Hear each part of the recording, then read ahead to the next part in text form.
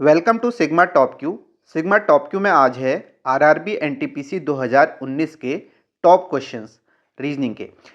ये आपका 2019 तो लिखा हुआ है, लेकिन ये जो पेपर हुआ था वो आपका 2021 में हुआ था। तो टोटल आपका यहाँ पे 100 से भी ज़्यादा शिफ्ट में पेपर हुआ था। तो मैंने यहाँ पे आपका 15 शिफ्ट लिए हैं, 15 शिफ्ट लिए, जिसमें से 50 क्वेश्चंस यहाँ पे लिए हैं।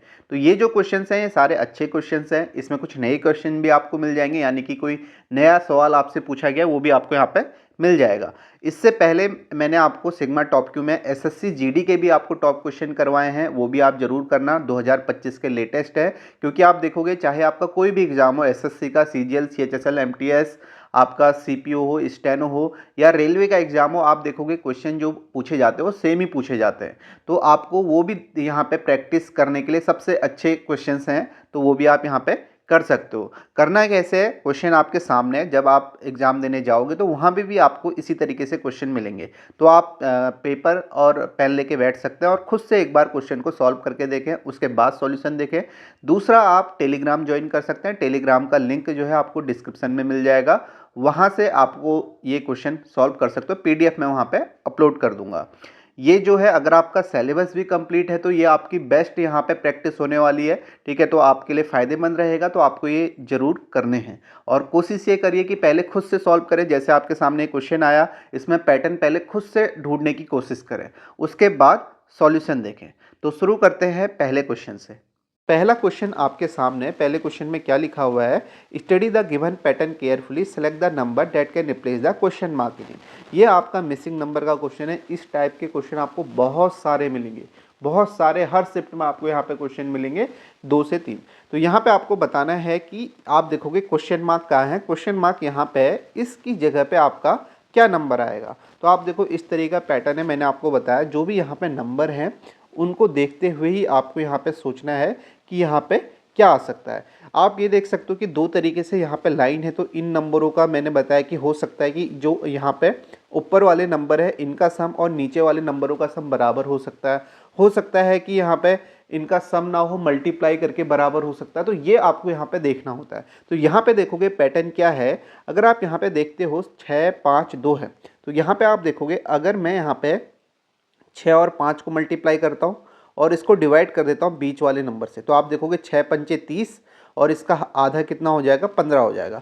सेम आप देखोगे जो नीचे वाले नंबर है, अगर मैं 25 और 3 को मल्टीप्लाई करता हूँ और इससे डिवाइड कर लेता हूँ, जो यहाँ पे ट्राइंगल में नंबर है 5 से, तो आप देखोगे 5 पच्चे 25, 5 तियाँ 15 सम आ रहा है। तो यहाँ पे कहने का मतलब क्या है, इन दोनों को मल्टीप्लाई करके डिवाइड, बीच वाला जो है ट्राइंगल वाला है इससे डिवाइड करके, और यहाँ इन दोनों को मल्टीप्लाई करके बीच वाले से डिवाइड करके आपका जो आ रहा है वो आपका नंबर सेम आ रहा है। तो सेम हम यहाँ भी देखेंगे, इसमें देखेंगे यही पैटर्न लगता है या नहीं लगता है। मैंने क्या बोला, 4 और 6 को मल्टीप्लाई किया, जो सर्किल में थे, डिवाइड किया 8 से, और इक्वल टू यहाँ आप देखोगे ये कितना आएगा, आप देखोगे यहाँ पे 6 चक्को 24 और यहाँ पे 8 या 3 आ जाएगा। तो सेम आप यहाँ पे देखोगे 6 और 2 को यहाँ पे मल्टीप्लाई करते हो और 4 से डिवाइड करते हो, तो यहाँ पे 6 दूनी 12, 4 तियाँ 12 आता है, यानी कि बराबर आ रहा है। तो सेम पैटर्न हम यहाँ पे लगाएंगे। यहाँ पे आप देखोगे 2 और 9 को मल्टीप्लाई करेंगे और डिवाइड करेंगे 3 से, इक्वल टू कितना आएगा, 3 तिया 6 आना चाहिए। तो क्या यहाँ से भी 6 आ रहा है, तो आप देखोगे 4 और 3 को आपने मल्टीप्लाई करना है, तो डिवाइड किससे करोगे, यहाँ पे x मान के भी कर सकते हो, x मानने की जरूरत नहीं है, ऑप्शन से आप देखो। अगर आप देखो आपको 6 चाहिए, 6 चाहिए तो यहाँ पे कितना होना चाहिए, 2 होना चाहिए।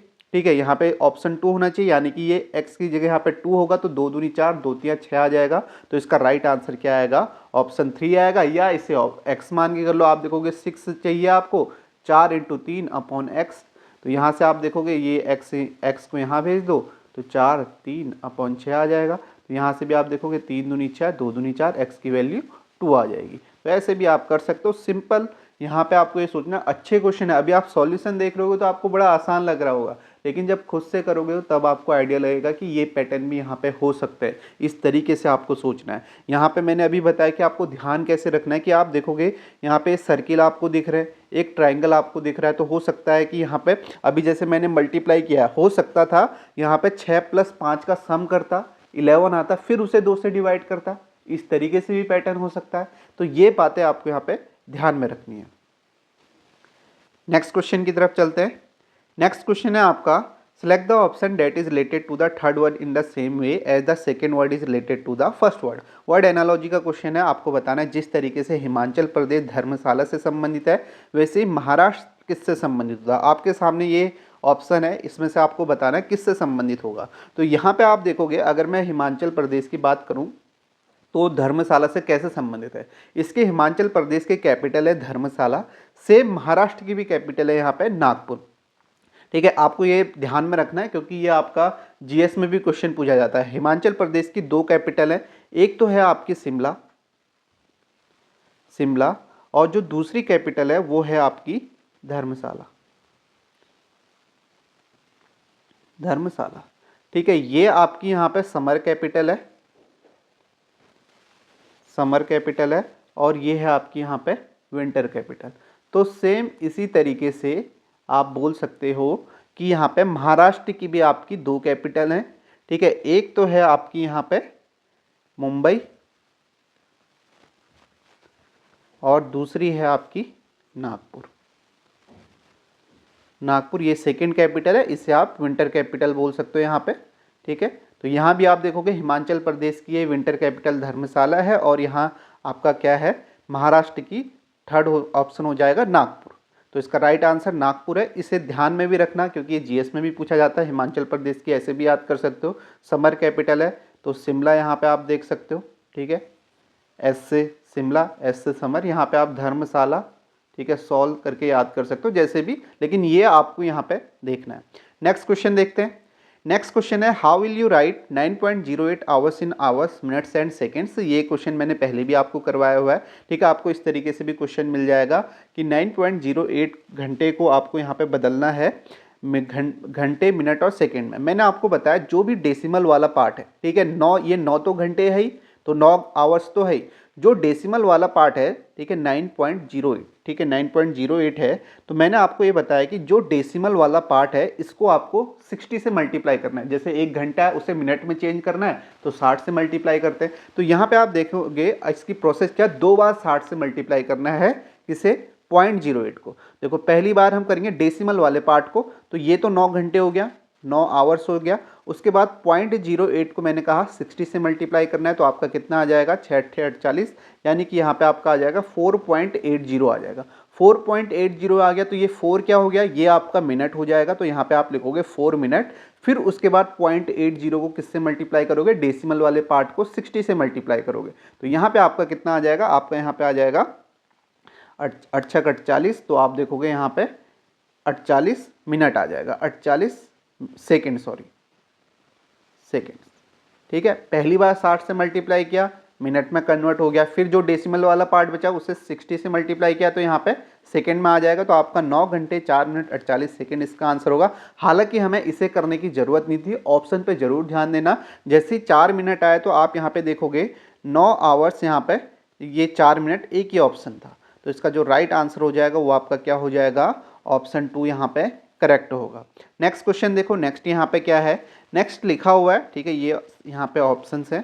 नेक्स्ट लिखा है Bimal and Kamal are good at piano and guitar, Reema and Seema are good at hockey and guitar, Reema Komal and Reena are good at hockey and chess, Reena and Reema are good at piano and badminton, Komal and Shobha are good at chess and piano, who is good at hockey, chess, badminton but not at guitar. तो आपको बताना क्या है, ठीक है, यहाँ पे आपको इन्फॉर्मेशन दी गई है कि आपको यहाँ पे जो भी इंस्ट्रूमेंट है ये कौन पसंद करता है, इसके बारे में बोला गया है।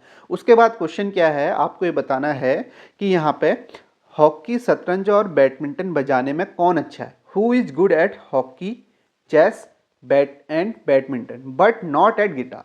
उसे गिटार पसंद नहीं होना चाहिए। बस इस क्वेश्चन को देखो, आपके पास रिक्वायरमेंट क्या है, ठीक है, आपको ऐसा बंदा ढूंढना है जिसको क्या कहते हैं, यहाँ पे हॉकी भी पसंद हो, हॉकी भी पसंद हो, और यहाँ पे चेस भी पसंद हो, और तीसरा जो है यहाँ पे बैडमिंटन भी पसंद हो। यानी कि ये तीनों कंडीशन उसके पास होनी चाहिए, लेकिन उसे गिटार पसंद नहीं होना चाहिए, गिटार पसंद नहीं होना चाहिए। तो आपको इसकी रिक्वायरमेंट क्या है कि ऐसा बंदा ढूंढना है जिसके पास ये तीनों पसंद हो और गिटार में हो। अब देखो यहाँ पे हम ऑप्शन पे जरूर ध्यान देंगे। आप देखो यहाँ पे क्या लिखा है, Bimal and Kamal are good at piano and guitar. Guitar तो हमें चाहिए ही नहीं, तो यहाँ पे बिमल और कमल में से आंसर नहीं होना चाहिए, यहाँ पे कोई ऑप्शन भी नहीं है। उसके बाद आप देखोगे रीमा और सीमा जो हैं वो हॉकी और गिटार को पसंद करते हैं, रीमा और सीमा, जबकि हमें गिटार हमारी रिक्वायरमेंट नहीं है। तो यानी कि रीमा और सीमा ऑप्शन में अगर होंगे तो वो यहाँ पे कैंसिल हो जाएंगे सीधे, ऐसे आपको देखना है। आगे आप देखोगे, अब आपको देखोगे Reema, Komal, Reena are good at hockey and chess, hockey और चेस चाहिए, यानी कि रीमा, कोमल और रीना, कोमल और रीना में से एक हो सकता है, ये रिक्वायरमेंट दोनों के पास है, ठीक है। उसके बाद आप देखोगे हॉकी और चेस है। अब हम देखते हैं बैडमिंटन। आगे लिखा है Reena and Reema are good at piano and badminton, Reena और रीमा जो हैं वो पियानो में, यानी कि रीना के पास कंडीशन क्या होगी, रीना की कंडीशन देखो, हॉकी भी यहाँ पे फुलफिल होगी, चेस भी फुलफिल होगी और यहाँ पे बैडमिंटन भी, यानी कि तीनों के तीनों इसे पसंद है। आगे आप देखोगे Komal and Shobha are good at chess and piano, ठीक है, कोमल और शोभा जो है वो चेस और पियानो में यहाँ पे क्या है, गुड है। आगे लिखा हुआ है यहाँ पे हम देखोगे कोमल, कोमल एंड शोभा, हमें यहाँ पे क्या चाहिए था कि रीमा, कोमल, रीना हॉकी और चेस, हॉकी और चेस में है।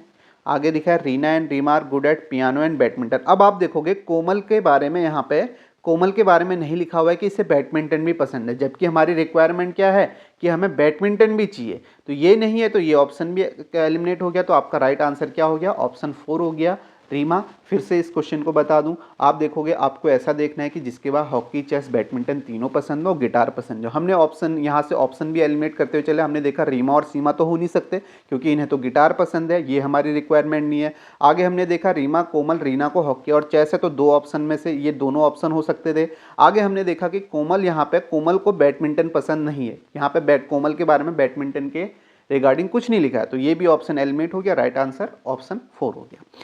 नेक्स्ट क्वेश्चन देखो, इस तरीके के भी क्वेश्चन आते हैं, आसान है, बस ऐसे यहाँ पे बनाना मत कि विमल और कोमल को आपको गिटार पसंद है, फिर ऐसे करके आप सीधे देखते हुए चलोगे तो आपका आंसर आ जाएगा ऑप्शन एलिमिनेट करते हुए। नेक्स्ट क्वेश्चन देखो, ये भी बहुत अच्छा क्वेश्चन है, ठीक है, इस तरीके के भी बहुत सारे क्वेश्चन पूछे गए हैं। जब भी आपको यहाँ पे क्वेश्चन क्या है, study the given pattern carefully, select the number that can replace the question mark की जगह पर बताना है। तो यहाँ पे आपको ध्यान में रखना है, जब भी आपको ऐसे पॉलीगन दिखते हैं, ठीक है, पॉलीगन के अंदर आपको यहाँ पे क्वाड्रिलेटरल दिख गए या स्क्वायर दिख गए या आपको रोम्बस दिख गए या आपको यहाँ पे ये रेक्टेंगल दिख गए, कुछ भी दिख गया, या पेंटागन दिख गया, आयत, वर्ग, यहाँ पे कुछ भी दिख रहा है, ठीक है, तो आपको क्या करना है, जो भी इनकी साइड होती हैं, जैसे पेंटागन में 5 साइड हैं, ट्राइंगल में आपका 3 साइड है, तो इससे रिलेटेड पैटर्न भी होता है, ये आपको ध्यान में रखना है। अब जैसे देखो यहाँ पे 16 लिखा है, इसमें पैटर्न क्या है, मैंने क्या बताया, जब भी आपको पॉलीगन दिखे, चाहे वो रेगुलर पॉलीगन हो या कुछ भी हो, उसकी साइड को देखते हुए आपको समझना है, यानी कि उसमें कितने लाइनों से वो बना है, उसकी भुजा कितनी है। अब देखो यहाँ पे 16 कैसे लिखा गया है, आप देखोगे यहाँ पे क्या है, यहाँ पे आपने देखा कितनी साइड है, पेंटागन है, तो इसमें कितनी साइड है, 5 साइड है, 5। उसके बाद यहाँ पे क्या है, ट्राइंगल है, तो आप देखोगे ट्राइंगल में कितनी साइड होती है, 3, तो 5 × 3। अब हमें 16 तक पहुंचना है, तो यहाँ पे ऑपरेशन उसी के अकॉर्डिंग करोगे, ठीक है। हो सकता है कभी यहाँ पे 8 लिखा होता तो प्लस कर लेते,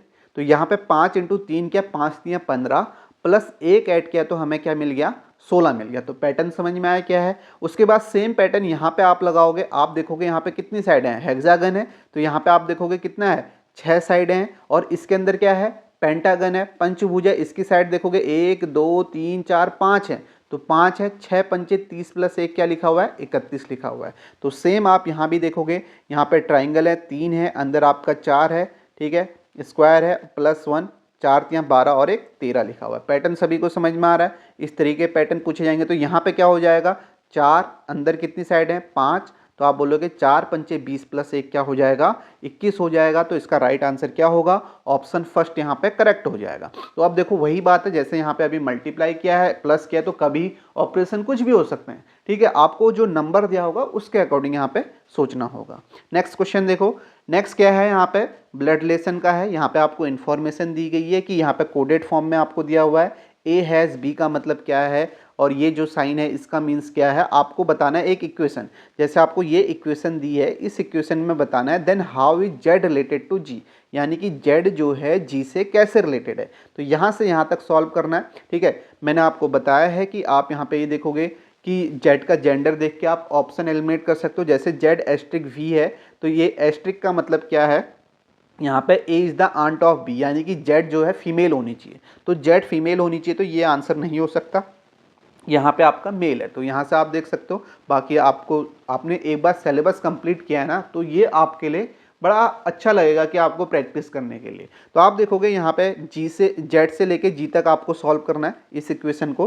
परसेंट का मतलब क्या है? परसेंट का मतलब आप देखोगे, परसेंट का मतलब है A is the mother of B, यानी कि परसेंट का मतलब मदर है, जी जो है वो आपकी क्या है? मदर है। ठीक है, जी जो है आपकी मदर है यू की। आगे लिखा हुआ है हैज। हैज का मतलब क्या है? ब्रदर है, यानी कि यू जो है वो ब्रदर है किसका? वी का।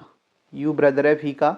आगे आप देखोगे ये जो साइन है, इस साइन का मतलब क्या है? डॉटर है, यानी कि वी जो है डॉटर है किसकी?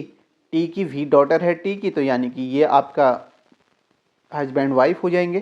ठीक है, आगे आप देखोगे आगे क्या लिखा हुआ है। आगे आपका यहाँ पे लिखा हुआ है, एक मिनट मैंने कुछ गलत तो नहीं कर दिया। परसेंट का मतलब क्या है? परसेंट का मतलब है यहाँ पे मदर। ठीक है, जी जो है मदर है यू की। हैज़ का मतलब क्या है? ब्रदर। ठीक है, यू जो है ब्रदर है वी का। और यहाँ पे फिर टी, टी का मतलब क्या? ये वाला साइन जो है डॉटर है, यानी कि भी जो है डॉटर है टी की। आगे आप देखोगे हैज। हैज का मतलब क्या है? यहाँ पे ब्रदर है, तो आपका टी जो है ब्रदर है किसका? जेड का। और आगे एस्ट्रिक का मतलब यहाँ पे क्या है? आंट है, यानी कि जेड जो है आंट है किसकी? जेड जो है यहाँ पे आंट है वी की। ठीक है, वी की होगी। तो यहाँ पे आप देख सकते हो कि जेड का जी से क्या संबंध है। तो आप देखोगे जेड का जी से क्या संबंध है। जेड यहाँ है, जी है, तो जी के हस्बैंड की सिस्टर होगी, यानी कि आप बोलोगे हस्बैंड सिस्टर, तो इसका जो राइट आंसर आ जाएगा वो आपका क्या आ जाएगा? फोर्थ ऑप्शन आ जाएगा। ठीक है, आप देख सकते हो जी का हस्बैंड है टी और इसकी बहन है जेड, तो ये हस्बैंड सिस्टर हो जाएगा। तो ऑप्शन 4 जो होगा इसका करेक्ट आंसर हो जाएगा। नेक्स्ट क्वेश्चन देखते हैं। नेक्स्ट है, देखो इस तरीके का क्वेश्चन भी आएगा। यहाँ पे क्या लिखा है? If the following series is written in reverse order then which character will be 6 to the right of the 15 character from the right hand. तो आप देखो इसने क्या बोला, अगर हम इस सीरीज को रिवर्स ऑर्डर में यहाँ पे अरेंज कर दें, ठीक है, रिवर्स ऑर्डर में अरेंज कर दें, तो फिर आपको ये बताना है कि तो दाएं छोर से 15वें अक्षर के दाएं से छठा अक्षर कौन सा होगा। आप देखो ये आपका लेफ्ट साइड है, ये आपका राइट साइड है, तो इसने क्या बोला, अगर हम इसे अरेंज कर दें रिवर्स ऑर्डर में, तो रिवर्स में अरेंज करेंगे तो जो आपका राइट होगा वो लेफ्ट हो जाएगा। ठीक है, और जो आपका लेफ्ट होगा वो राइट हो जाएगा, यानी कि आप देखो ये आपका राइट हो जाएगा और ये आपका लेफ्ट हो जाएगा। आपको सीधे ये समझना है। ठीक है, आप इसको अरेंज करके ऐसे बनाना मत, बस आपको इसने क्या बोला, अगर उसे रिवर्स कर दें तो फिर आपको बताना है। तो अब क्या बोला इसने, अगर हम रिवर्स कर देते हैं then which character will be the 6 to the right of the 15 character from the right end. तो राइट एंड से पहले 15 करेक्टर में जाएंगे, तो आप देखोगे 1 2 3 4 5 6 7 8 9 10 11 12 13 14 15। 15 जो है 15वां करेक्टर है। ठीक है, और फिर इससे 6 टू द राइट लिखा है, तो 6 कौन सा होगा? 1 2 3 4 5 6, तो भी इसका राइट आंसर हो जाएगा, जो कि ऑप्शन 2 होगा। बात समझ में आई? मैंने आपको क्या बोला कि ये लेफ्ट साइड होता है, ये राइट साइड होता है। इसने कहा हम उसे रिवर्स में ऑर्डर में हम उसे लगा देते हैं, तो आप ये समझ लो कि ये राइट हो जाएगा, लेफ्ट हो जाएगा, सिंपल सी बात है। फिर आपको वहाँ से लेफ्ट राइट देखना। अगर आपको फिर भी ऐसा लगता है तो फिर आप इसको बना के देख लेना, बना के देख लेना तो आपसे हो जाएगा। ठीक है, अगर आपके पास समय है तो आप इसे बना के भी देख सकते हो। तो आप देखो इसने क्या बोला, अगर रिवर्स ऑर्डर में चेंज कर लें तो फिर ये आपका पहले यहाँ आ जाएगा, डॉलर आएगा, फिर बी आएगा, फिर ए आएगा, फिर जी, फिर 3 F, परसेंट, वी, एंड, और T, minus, Q, P, R, +4। ये अरेंज कर दिया हमने रिवर्स ऑर्डर में। तो ये आपका लेफ्ट है, ये आपका राइट है। तो इसने क्या बोला, इसने बोला है कि then which character will be the 6 to the right of the 15 character from the right. Right end से 15 करेक्टर में जाना है, तो आप देखोगे 1 2 3 4 5 6 7 8 9 10 11 12 13 14 15, ये 15 करेक्टर था राइट से। ठीक है, राइट से जाना था। फिर उसके बाद 15 करेक्टर फ्रॉम द राइट, तो इसने लिखा है will 6 to the right of the 15 character, यानी कि 15 से 6 टू द राइट जाना है। तो आप देखोगे यहाँ पे 6 राइट जाओगे तो आपको कौन सा मिलेगा, आप देखोगे 1 2 3 4 5 6, तो आपका राइट आंसर क्या आ जाएगा? वी आ जाएगा। ऑप्शन 2 यहाँ पे क्या होगा? करेक्ट होगा। नेक्स्ट क्वेश्चन देखते हैं। ठीक है, अब इतना तामझाम करने की ज़रूरत नहीं है इसमें, जैसे मैंने बताया उसी तरीके से आपको ये करना है। नेक्स्ट क्वेश्चन देखो। नेक्स्ट क्वेश्चन है आपका क्वेश्चन और आर्गुमेंट का है। A question is given followed by two argument, decide which of the argument is are strong weak with respect to the question. तो आपको बताना है, एक क्वेश्चन आपको दिया गया, उसके बाद आपको आर्गुमेंट दिए गए हैं, आपको बताना है कि कौन सा आर्गुमेंट स्ट्रॉन्ग है, कौन सा आर्गुमेंट वीक है। क्वेश्चन क्या है, should the government control the country news channels, क्या सरकार को देश के समाचार चैनलों को नियंत्रित करना चाहिए। ठीक है, ये यहाँ पे क्वेश्चन है। अब आपको यहाँ पे आर्गुमेंट जो है उसको पढ़ना है, उस वो पॉजिटिव में भी हो सकते हैं, निगेटिव में भी हो सकते हैं। आपको ये देखना है कि क्या वो स्ट्रॉन्ग है या वीक हैं। अब देखो पहला क्या है, news is controlled by the government in many countries, क्या ये स्ट्रॉन्ग होगा। ठीक है, आप ये कह रहे हो क्या गवर्नमेंट को जो न्यूज़ चैनल है उसे कंट्रोल करना चाहिए, उसके बिहाफ पे आप आर्गुमेंट क्या कर रहे हो कि न्यूज़ अदर कंट्रीज में कंट्रोल की जाती है, इसलिए यहाँ भी करनी चाहिए। तो यहाँ पे ऐसे कंपैरिजन नहीं कर सकते हो कि वहाँ ऐसा किया जा सकता हो, उसके बेसिस पे हम यहाँ भी करें, तो ये इसे स्ट्रॉन्ग नहीं बनाता है, ये आपका वीक आर्ग्यूमेंट है। दूसरा क्या है, no controlling any news loss its reliability, नहीं किसी भी समाचार को नियंत्रित करने से उसकी विश्वसनीयता खत्म हो जाती है। अब देखो ये इसके नो बोल रहा है, और जो इसमें यहाँ पे इसके बाद एक्सप्लेनेशन दी गई है ये आपका क्या है, ये इसको स्ट्रॉन्ग बनाता है। ये क्या बोल रहा है कि किसी भी समाचार को नियंत्रित करने से उसकी विश्वसनीयता खत्म हो जाती है, बिल्कुल सही है। तो ये यहाँ पे क्या होगा, स्ट्रॉन्ग होगा। तो आप क्या बोलोगे, पहला तो वीक है, दूसरा आपका यहाँ पे क्या आर्गुमेंट क्या है, वो आपका स्ट्रॉन्ग है। तो आपका राइट आंसर क्या होगा, both argument P and Q are strong, नहीं, only argument Q is strong, बिल्कुल सही है। जो आपका दूसरा है ये आपका स्ट्रॉन्ग है, तो ऑप्शन 2 करेक्ट हो जाएगा। आप देखोगे यहाँ पे वीक लिखा है दोनों, ये नहीं होगा, और इसमें वीक लिखा है, आर्गुमेंट पी इज स्ट्रॉन्ग लिखा है, सॉरी, तो स्ट्रॉन्ग नहीं है पी तो वीक है। ठीक है, तो इसका राइट आंसर आपका क्या होगा, ऑप्शन 2 यहाँ पे करेक्ट हो जाएगा। नेक्स्ट क्वेश्चन देखो। नेक्स्ट है, इन अ सर्टेन कोड लैंग्वेज, आपका इसे इस तरीके से लिखा गया है और इसे आपको बताना है। तो यहाँ पे आपको इसको डिकोड करना है। तो डिकोड के लिए मैंने आपको बताया है, इनकी पोजीशन आपको याद होनी चाहिए। तो आप देखोगे NDRWCK, इसे यहाँ पे लिखा गया है GUGPTZ लिखा हुआ है। तो आपको बताना है MTSFHZ को कैसे लिखा जाएगा। तो इनके बीच में गैप देखते हैं। तो आप देखोगे N से लेके, अगर आप यहाँ पे देखते हो N से लेके G के बीच में क्या गैप है, तो आप देखोगे 14 है, इसकी पोजीशन 7 है, तो सीधे -7। आपको पोजीशन याद होनी चाहिए तभी तुरंत यहाँ पे करोगे। फिर D से लेके U के बीच में आप गैप देखोगे, इसकी पोजीशन 4 है, U की 21 है, तो यानी कि 5 4 9, तो यहाँ पे गैप कितना है, 9 का गैप है। तो यहाँ पे आप बोलोगे -9 का गैप आपको नजर आएगा। फिर आप देखोगे R और G के बीच में 18 से आपका 7, यानी कि 8 और 3 11, तो -11 का गैप है। और यहाँ आप देखोगे W से P के बीच में अगर आप गैप देखते हो तो 23 से 16, तो आप बोलोगे -7 का। फिर है C से T के बीच में देखोगे तो आप -9, C से Z जाना है, फिर आपका 20 -9 का, और K से Z आप देखोगे तो फिर से -11 का। तो ये पैटर्न है, पहले 3 में 7 9 11, फिर 7 9 11 का आपका गैप है। तो M से अगर आप -7 करते हो तो आप देखोगे M की पोजीशन कितनी होती है, 13, -7 करोगे तो आप यहाँ पे पहुँच जाओगे -7 F। ठीक है, तो यहाँ पे आपको F मिलना चाहिए, यानी कि स्टार्टिंग F से होनी चाहिए। अब आप ये सीधे देख भी सकते थे, सभी में स्टार्टिंग में F ही है। फिर यहाँ पे -9 करना है, तो आपको 20 से -9 करोगे तो K मिलेगा, यानी कि F के बाद K आना चाहिए। तो आपका ये ऑप्शन नहीं है। फिर -11 करोगे तो S की पोजीशन 9 होती है, फिर -11 करोगे तो यहाँ पे आपको क्या मिलने वाला है, H मिलने वाला है, यानी कि आपका FKH होगा, FKH। फिर आप देखोगे यहाँ से फिर से आप -7 करोगे, -7 करोगे तो F से -7 जाएगा, तो आपको Y मिलेगा, तो ये ऑप्शन हो जाना चाहिए। आगे आप देखोगे -9 करोगे, यहाँ भी Y मिलेगा, और यहाँ पे -11 करोगे तो यहाँ भी Y मिलेगा। तो FKH ट्रिपल Y इसका आंसर होगा, ऑप्शन फर्स्ट यहाँ पे करेक्ट होगा। नेक्स्ट क्वेश्चन देखो, यहाँ पे आपको बताना है 3 of the following 4 figure are similar in certain way and 1 is different. आपको बताना है इसमें से डिफरेंट कौन सा है। तो WOHL यहाँ पे लिखा हुआ है। तो कई बार तो ऐसा होता है कि इसमें आपको वोवल्स और कंसोनेंट से भी आप यहाँ पे ऑड वन आउट बता सकते हो। दूसरा आप यहाँ पे ये भी देख सकते हो, कभी कभी ऐसा भी होता है कि ये कितने लाइन से बना हुआ है लेटर, उससे भी यहाँ पे आपका ऑड वन आउट होता है। तो यहाँ पे आप देखोगे इसकी पोजीशन 23 होती है, इसकी पोजीशन 15 है, और इसकी यहाँ पे 8 है, और इसकी 12 है। लेकिन ये इस यहाँ पे सीधे ही आपको दिख रहा है, इसकी ज़रूरत नहीं है। आप देखोगे WHL ये सारे क्या हैं, कंसोनेंट हैं, यानी कि आपके क्या हैं, व्यंजन हैं।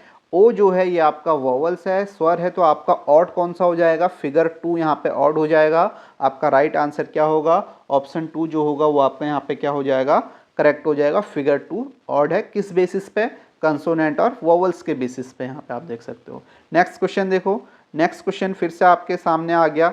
ये क्वेश्चन बिल्कुल वैसा है जैसे हमने पहले किया। अब देखो इसे हम कैसे कर सकते हैं, बहुत आसानी से। इसने क्या बोला, आपको बताना है which of the following is black rubber glove that has not been gifted. यहाँ पे 6 ग्लव्स यहाँ पे दिए गए हैं, ठीक है। 6 दस्ताने एक मेज पर एक साथ रखे गए जिन पर PQRST&U लिखा है। आगे आपको बताया गया है कि वो किस तरीके से हैं।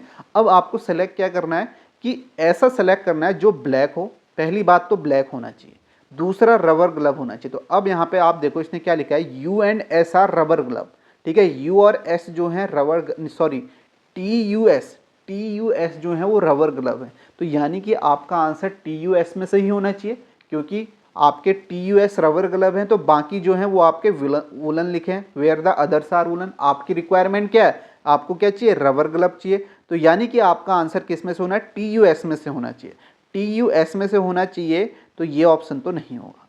उसके बाद दूसरी रिक्वायरमेंट आपकी क्या है, वो ब्लैक होना चाहिए। आगे क्या लिखा है, 3 ग्लव्स SPQR ग्रीन कलर, यानी कि S और SPQ जो है ग्रीन कलर के हैं, तो ये भी ऑप्शन नहीं होगा। आपका आंसर क्या होगा, U और T में से एक होना चाहिए। अब आपको तीसरी रिक्वायरमेंट क्या है, that has not been gifted, जो गिफ्टेड नहीं है। आप देखोगे where the rest are black in colour, gloves QSU are the gloves gifted by someone. QSU जो है वो आपके क्या है, गिफ्टेड हैं। तो ये U है आपका, ये भी गिफ्टेड है, तो आपका राइट आंसर क्या हो जाएगा, ऑप्शन 4 हो जाएगा, टी हो जाएगा, क्योंकि ये क्या है, where the others are bought. तो सीधे आप यहाँ पे इसी तरीके से देखना, ऐसे मत लिखना कि यार TUS आपके यहाँ पे क्या है, रबर ग्लव है, तो यानी कि बचे हुए जो हो जाएंगे वो आपके वुलन ग्लव हो जाएंगे। तो इस तरीके से लिखोगे थोड़ा टाइम जाएगा। हाँ, स्टार्टिंग में अगर आप सीख रहे हो तो तब आप लिख सकते हो, लेकिन आपको एग्जाम में इसी तरीके से सीधे देखना है, ऑप्शन एलिमिनेट करते हुए चलना है। नेक्स्ट क्वेश्चन देखते हैं।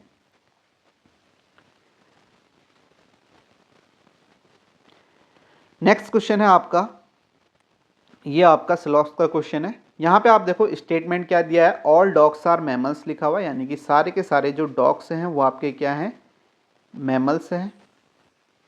और नो एनिमल आर डॉग्स, तो आपके नो एनिमल आर डॉग्स, यानी कि डॉग्स और एनिमल के बीच में क्या है, नो का रिलेशन है ये, ठीक है। सिर्फ इस वाले पार्ट के साथ नो का रिलेशन है, ध्यान में रखना। तो पहला कंक्लूजन क्या है, नो एनिमल आर मैमल्स, यानी कि ये क्या बोल रहा है, एनिमल और मैमल्स जो हैं उनके बीच में नो का रिलेशन है। तो ये आपको दिख रहा है कि एनिमल और मैमल्स के बीच में नहीं, ये डॉग के साथ है। ये कब सही होता है, जब आपको मैमल्स यानी कि सारे के सारे मैमल के साथ और ये एनिमल के साथ इस तरीके का दिखता, ऐसा दिखता, तब ये सही होता। ये सिर्फ इसके साथ है, इसलिए मैंने अलग से यहाँ पे बताया ताकि आप कंफ्यूज ना हो। तो ये नो का रिलेशन जो है इसके साथ है, तो ये आपका क्या हो जाएगा, यहाँ पर रॉन्ग हो जाएगा, यानी कि पहला वाला आपका सही नहीं होगा। आगे क्या लिखा है, some animals are not mammal. Some animals are not mammal, इसका मतलब क्या होता है, एनिमल के कुछ हिस्से का मैमल के पूरे हिस्से के साथ नो का रिलेशन होना चाहिए। यानी कि इस तरीके से आपको दिखना चाहिए, जैसे एनिमल के पूरे का, ठीक है, सॉरी, एनिमल के कुछ पार्ट का मैमल्स के पूरे पार्ट के साथ नो का रिलेशन होना चाहिए। क्या यहाँ पे पूरे पार्ट के साथ है ही नहीं, सिर्फ ये डॉग के साथ है, इतने से पार्ट के साथ है, तो ये भी गलत हो जाएगा। नेक्स्ट क्या है, no dogs are animal. No dogs are animals, तो इसका मतलब क्या है, डॉग और एनिमल के बीच में आपको इस तरीके का रिलेशन दिखना चाहिए, डॉग और एनिमल के बीच में। ये आपको दिख रहा है, डॉग और एनिमल के बीच में नो का रिलेशन है, तो ये सही हो जाएगा। आगे क्या लिखा है, ऑल मैमल्स आर डॉग, ये तो बिल्कुल नहीं है। ये कब सही होता है, जब मैमल और डॉग के बीच में इस तरीके का दिखे। ये क्या है, सारे के सारे मैमल, सॉरी, डॉग हैं क्या, नहीं है, तो ये भी यहाँ पे गलत हो गया। तो आपका सीधे यहाँ पे राइट आंसर क्या होगा, only conclusion third follow, option first यहाँ पे सही हो जाएगा। तो मैंने आपको बताया है कि किस तरीके से इन क्वेश्चनों को करना होता है, तो ध्यान में रखना, अच्छा क्वेश्चन है, ऑप्शन फर्स्ट जो होगा यहाँ पे क्या होगा, करेक्ट हो जाएगा। नेक्स्ट क्वेश्चन देखते हैं। नेक्स्ट है identify the term that does not belong to the following series. तो यहाँ पे आपको बताना है कि ऐसा टर्म यहाँ पे आपको यहाँ पे ढूंढना है जो इस सीरीज को फॉलो नहीं करता है। तो पहले आप देखोगे 2 से 5, 5 से 11, 11 से 16, 16 से 23। अब देखो ये जो शुरुआत में नंबर लिखे हैं ना 2, 5, 11, 16, 23, ठीक है 2, 5, 11, 16, 23। आप देखो इसमें आपको क्या अलग दिख रहा है। आप देखोगे अगर ये सीरीज आगे जा रही है तो ये आपको प्राइम नंबर दिख रहे हैं, ठीक है 2 प्राइम नंबर है, 5 प्राइम नंबर है, 11 प्राइम नंबर है, 23 प्राइम नंबर है। ये 16 क्या प्राइम नंबर है? नहीं। तो ये आपका क्या हो जाएगा? ऑड हो जाएगा, ठीक है। तो ये ऑप्शन ऑड हो जाएगा। आप देख सकते हो पैटर्न है क्या यहाँ पे, 2 के बाद 3 प्राइम नंबर आ रहा है, इसका गैप है, फिर 5 लिखा है, 5 के बाद 7 प्राइम नंबर आता है, इसका गैप है, 11 लिखा है, 11 के बाद यहाँ पे 13 का गैप होना चाहिए था, ठीक है, फिर 19 यहाँ पे होना चाहिए था। इस तरीके से ये आगे सीरीज हो सकती थी। सॉरी 7 के बाद आपका 11 आ गया, 11 के बाद 13, 13 के बाद यहाँ पे 17 यहाँ पे होना चाहिए था। तो 17 होना चाहिए था, ये है नहीं यहाँ पे। तो इसका जो राइट आंसर हो जाएगा वो ऑड कौन सा है? ऑप्शन 4 यहाँ पे करेक्ट हो जाएगा। बाकी आप देख सकते हो 3 दूनी 6, 3 9, 3 12, 3 15, ये तो सही है। टी के बाद एस है, ठीक है, एक एक कम होते जा रहा है, T S R Q P, बाकी सही है, बस शुरुआत में ही ये है। तो इसका राइट आंसर ऑप्शन 4 है। नेक्स्ट क्वेश्चन देखो, इस तरीके का क्वेश्चन भी आपका पूछा गया है, आसान क्वेश्चन है। इसमें क्या बोला है कि इन the following diagram A contains all the people who like chocolate, ठीक है, ए जो कंटेन करता है जो सभी चॉकलेट पसंद करते हैं। आगे लिखा है B contains all the people who like ice cream, B contain करता है जो आइसक्रीम को पसंद करते हैं। आगे लिखा है C contains all the people who like candy, ठीक है, ये आपका कैंडी को पसंद करते हैं, ठीक है। यहाँ पे लिखा है ए जो है, ए सभी लोग चॉकलेट को, बी सभी लोग आइसक्रीम को, सी सभी लोग कैंडी को पसंद करते हैं। आपको बताना है जो शेडेड एरिया है, जो छायांकित क्षेत्र है वो क्या है। ये आप सभी को बताया, जो छायांकित क्षेत्र है ये ऐसे लोगों को यहाँ पे डिनोट करता है जो सभी तीनों आइटम को पसंद करते हैं। तो आप देखोगे people who like chocolate candy and ice cream, वे लोग जो चॉकलेट कैंडी और आइसक्रीम पसंद करते हैं, ये इसका क्या हो जाएगा? राइट आंसर हो जाएगा, ठीक है। ये वाला शेडेड पार्ट जो है ये उसी को डिनोट करेगा जो तीनों आइटम यहाँ पे पसंद करते होंगे, और ऑप्शन फर्स्ट जो होगा यहाँ पे करेक्ट हो जाएगा। नेक्स्ट क्वेश्चन देखो, नेक्स्ट क्वेश्चन है, ये आपको यहाँ पे दिया हुआ है, then which of the following can be concluded. आपको बताना है कौन सा इसमें से सही होगा। ये आपका क्वेश्चन जो है इनइक्वलिटी का क्वेश्चन है, आपको मैंने बताया है कैसे आपको देखना है, ठीक है। आपको बताना है इस ऑप्शन में से कौन सा ऑप्शन सही होगा। तो यहाँ पे आप देखना, एक बार यहाँ पे सिंपल सा बताता हूँ इस तरीके से, ठीक है। ये आपको साइन यहाँ पे दिखेगा, तो यहाँ से आप एंटर कर सकते हो। ये आपका ओपन गेट है और ये आपका यहाँ पे क्लोज गेट है, यानी कि यहाँ से एंटर नहीं कर सकते, ठीक है। ये इस तरीके से खुला और हमेशा आपको ओपन गेट से ही जाना है। जैसे आप देखोगे ऑप्शन फर्स्ट में बी से ए जाना है, आप देखो बी से ए जाना है पहले, तो आप देखोगे बी ये है, ए है, क्या बी से ए जा सकते हो? बिल्कुल जा सकते हो, गेट ओपन है। बी से ए हम यहाँ पे क्या है? एंटर कर पा रहे हैं। मैंने बताया कि ये ओपन गेट है, यहाँ से एंटर कर सकते हैं, यहाँ से एंटर नहीं कर सकते, ये क्लोज गेट है। क्या बी से ए पहुँच पाए? आपने कहा हाँ बी से ए जा सकता हूँ क्योंकि ओपन गेट है। अब आपको जाना है ए से ई, ए से ई जाना है। ए से ई यहाँ पे दिखाया हुआ है, क्या ए से ई जा सकते हो? नहीं जा सकते हो। क्यों नहीं जा सकते हो? क्योंकि यहाँ पे गेट बंद है, अभी मैंने बताया। तो ये आपका क्या हो जाएगा? ये कंक्लूड नहीं करेगा। नेक्स्ट ऑप्शन 2 देखोगे, फिर से ओपन गेट से जाना है। जब ऑप्शन देखोगे ई से सी जाना है, ई से सी आप जा सकते हो। क्या ये ई है? ई से, ये इक्वेशन देखना, ये हिंदी में लिखी हुई है, ठीक है, सेम ही है। ई से सी जाना है, क्या ई से सी जा सकते हो? ठीक है, आपने कहा ए से ई से अगर मुझे सी जाना है तो पहले मुझे ई से डी जाना पड़ेगा। ई से डी तक तो मैं पहुंच गया क्योंकि ओपन गेट था। अब क्या डी से सी जा सकता हूं? नहीं जा सकता हूं क्योंकि गेट यहां पे बंद हो चुका है। तो ये आपका ऑप्शन यहां पे एलिमिनेट हो जाएगा। आगे आप देखोगे यहाँ पे ऑप्शन थर्ड देखोगे, सी से ए जाना है। पहले सी से ओपन, जहाँ से गेट ओपन है वहाँ से एंटर करना है। तो आप देखोगे क्या सी से ए जा सकता हूँ? आप देखोगे सी से ए की तरफ मैं अगर बढ़ूँ तो सी से बी तक गया, बी से ए तक गया, सारे गेट ओपन है यानी कि जा सकता हूँ, ये सही है। अब देखो यहाँ पे ई से ए जाना है, जहाँ से गेट ओपन है वहाँ से एंटर करना है, ठीक है। ई से ए, क्या ई से ए जा सकते हो? आप बोलोगे हाँ सर ई से ए भी जा सकता हूँ। तो ये ई से ए गेट ओपन है, तो आपका आंसर क्या हो जाएगा? ऑप्शन 3 हो जाएगा। ऑप्शन 4 कैसे एलिमिनेट होगा? आप देखो बी से डी की तरफ जाओ, जहाँ से गेट ओपन है वहाँ से एंटर करना है, बी से डी। तो आप देखोगे बी ए है, क्या बी से डी जा सकते हो? नहीं जा सकते हो, गेट बंद है। यहाँ पे आप देखो ये गेट बंद आ गया ना, तो ये आपका ये भी रॉन्ग हो जाएगा। तो इसका राइट आंसर क्या है? ऑप्शन 3 यहाँ पे करेक्ट है। नेक्स्ट क्वेश्चन देखो, नेक्स्ट क्या है यहाँ पे, read the given statement and decide which of the conclusion given in the option logically follow the from the statement. तो यहाँ पे आपका ये कॉज एंड इफेक्ट का क्वेश्चन है। स्टेटमेंट क्या है, the police has increased vigilance during late night hours. Police ने देर रात के समय सतर्कता बढ़ा दी है। और उसके बाद आपका सेकंड क्या है, incidents of petty crimes have reduced in the late night hours. देर रात के समय छोटे मोटे अपराधों की घटनाओं में कमी आई है। अब आप बताओ कि इसमें कौन सा कॉज है, कौन सा इफेक्ट है। आप देखोगे, आप बोलोगे फर्स्ट वाला क्या है, ये आपका कॉज होगा, क्योंकि पुलिस ने क्या किया है, देर रात के समय सतर्कता बढ़ा दी है, इन्होंने विजिलेंस यहाँ पे बढ़ा दी है। इसके कारण क्या हुआ है कि जो भी छोटे मोटे क्राइम होते थे, इंसिडेंट होते थे, petty crimes have reduced in the late night hours. देर रात के समय छोटे मोटे अपराधों की घटनाओं में कमी आई है। तो ये आपका कॉज है, ये आपका क्या है, इफेक्ट है।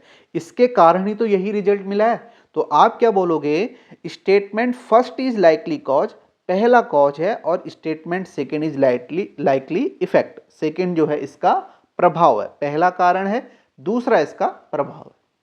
देख के भी आपको समझ में आ रहा होगा, इस तरीके से भी आपके क्वेश्चन पूछे जाते हैं कि आप देखोगे उन्होंने विजिलेंस यहाँ पे बढ़ाई, सतर्कता बढ़ाई पुलिस वालों ने, उसके कारण क्या हुआ, छोटे मोटे अपराधों की घटनाओं में कमी आ गई। तो आपका राइट आंसर क्या हो जाएगा, फर्स्ट ऑप्शन यहाँ पे क्या होगा, करेक्ट होगा। नेक्स्ट क्वेश्चन देखते हैं। नेक्स्ट क्वेश्चन है आपका, यहाँ पे आपको 4 वर्ड्स दिए हैं, आपको बताना है कि इसमें से 3 तो किसी तरीके से एक समान है, एक आपका अलग है। यहाँ पे हट, कॉबवेब, यहाँ पे वोरो, माद, डेन, गुफा यहाँ पे लिखा हुआ है। तो आपको बताना है कि इसमें से कौन सा राइट आंसर होगा। तो आप देखोगे यहाँ पे इसे अगर आप एलिमिनेट करते हो तो किस तरीके से एलिमिनेट करोगे, आप देखोगे हट क्या है, ये ऐसी जगह है, ठीक है, ये ऐसी जगह है जहाँ आपके ह्यूमंस रहते हैं, ह्यूमंस के रहने वाली जगह है। कॉबवेब क्या है, ये एनिमल के है, ठीक है, यहाँ पे आपका मकड़ी जो है वो यहाँ पे रहती है, ठीक है, एनिमल यानी कि स्पाइडर आप बोल सकते हो, स्पाइडर के रहने वाली जगह है। जो माद है ये आपका यहाँ पे वॉर में कौन रहता है, आप बोलोगे रैबिट, ठीक है, रैबिट यानी कि ये भी आपका एनिमल है, ठीक है, ये आपका स्पाइडर आप बोल सकते थे यहाँ पे, स्पाइडर। डेन जो है ये आपका लायन का रहने वाली जगह है,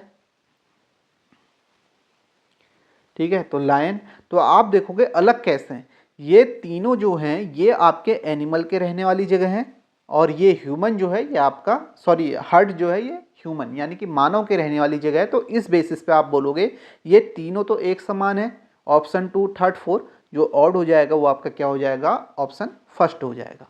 नेक्स्ट क्वेश्चन देखो, फिर से देखो आगे, मैंने इन क्वेश्चनों को देखते हुए आपको ध्यान आना चाहिए। मैंने बताया था ना, जब भी पॉलीगन आए तो एक बार ये आप जरूर सोचें कि उनकी जो साइड है उससे रिलेटेड पैटर्न यहाँ पे हो सकता है। तो आप देखोगे यहाँ पे 3 लिखा हुआ और इससे 48 लिखा हुआ है। तो अब देखो ये 48 कैसे आएगा, आप यहाँ पे देखना, देखो कितनी साइड है, बाहर वाले की 4 है, अंदर वाले की कितनी साइड है, 4। तो आप देखोगे 4, अब हमें 48 चाहिए तो कहीं ना कहीं मल्टीप्लाई करना होगा। तो आप देखोगे बीच में नंबर 3 है, तो आप देखोगे 4 चक्को 16, 16 तियाँ 48 आ गया।